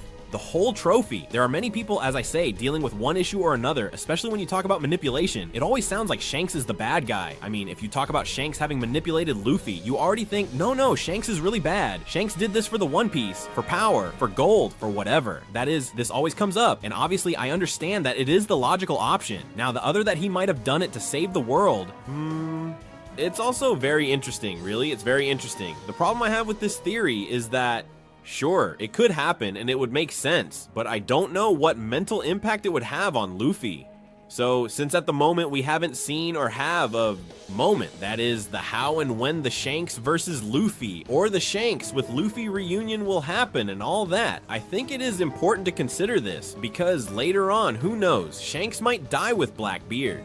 Shanks tells us that plan, everything he planned and all the manipulation through a flashback, but then Shanks dies. He can never tell Luffy. Luffy dies without knowing it, which can also happen. But of course, the fact of the manipulation acted out in front of Luffy, well, I don't know, it could go one way or another. If he would get angry, if he would take it badly, if he would get depressed, if he would try to cut himself off from life or something like that, I don't know. I think it would even be interesting. It would be a topic that I would like to be addressed. And for me, the whole theme of manipulative Shanks, the problem, what I see is that I see so many things that are easily interpretable as manipulation, in a high degree of having formed a totally Machiavellian and schizophrenic plan, which makes it hard for me to think there isn't something hidden behind all that, really. I mean, it's hard for me to see it and think, no, Shanks surely doesn't have anything strange going on and all. These things he's done and all these intentions and everything about losing his arm was of his own will, nothing planned, and surely Luffy wanted it. No, the truth is that it's something that, well, I see it and, I don't know. This topic still worries me a little because I see it and say, it makes so much sense that it even worries me. But well, the manipulative Shanks and all that, there are two variations. The one where he did it for a greater good, and the one where he did it for bad reasons. And well, I don't know. Here I'll rely on comments for you to tell me which one you agree with more, in the fact that you agree with the theory of manipulative Shanks. And if you've seen it differently, leave it in the comments because personally, I'm very interested in reading it. And now let's go with the seventh and final theory, and this is one from the English community, which, as I said, is crazy. I mean, it's a really wild one, really big. I mean, honestly, I'm very crazy with this theory, Tech, and it tells us that Luffy would eat another fruit. Yes, Luffy would eat two fruits. Luffy would have two fruits. Yes, indeed. This theory, as I said, is often discussed in the English community. Why? I don't know. I've looked for the arguments, and supposedly, this is not a joke, supposedly, Luffy will be able to consume 2 Akuma no Mi because he is a D and Ds can consume 2 Akuma no Mi. The thing is, nobody knew, only knew Blackbeard, that's why he ate 2, because he's a D, and that's it. There's no further discussion. He simply ate 2 fruits for that reason, and Luffy at some point will be able to eat another to combine his powers and face Blackbeard, who by that time, somehow would already have 3. This is not a joke. I mean, I've seen that theory, and I wasn't even gonna bring it up, because truly the arguments are very weak. The idea is very simple, but I have seen it discussed a lot in the English community, and I said, okay, well, I'm gonna bring it, honestly. I mean, just to bring it, just as the English community usually does incredible things, as I say, I mean really, the English community knocks us Spanish speakers out of the park with theories. It's crazy. I have seen this one, and I have seen it quite a lot.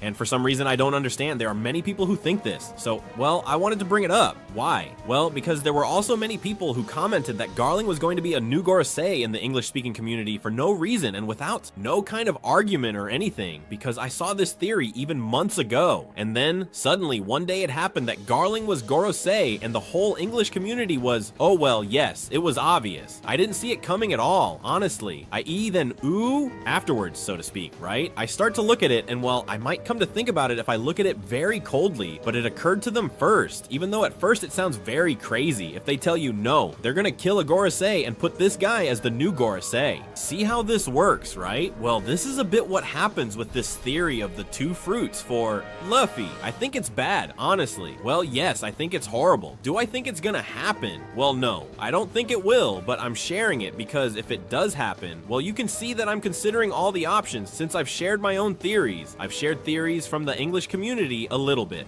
Complete video, really. I would have liked to bring a better one about Luffy, but this one was so crazy and all, and just like that it seemed to fit very well with the rest of the video, because the rest of the video had very logical theories, a bit far-fetched, but well, within the madness, quite good. But this one about Luffy's 2 fruits doesn't even have arguments. I mean, it's like, well, he's gonna eat 2 because he's a D and that's it. And that's the argument. And Luffy is going to be very strong and will face Blackbeard. And well, yes, that's a bit of the argument. I don't know, personally, I'm not very convinced, but well, that's a bit the theory of the 2 fruits. And well, there isn't even a second fruit, really. I've seen people saying he would eat Sabo's fruit because he would die. Well, if Luffy eats the fire one and the 3 brothers eat it, we're out of our minds. Yeah, honestly, a bit crazy. I don't think that's gonna happen, the truth. No, I don't understand it, really. I don't understand it. But well, like I said, let me know in the comments what you think about this theory and also about the others, because we have already discussed the 7 theories about Luffy's character in One Piece.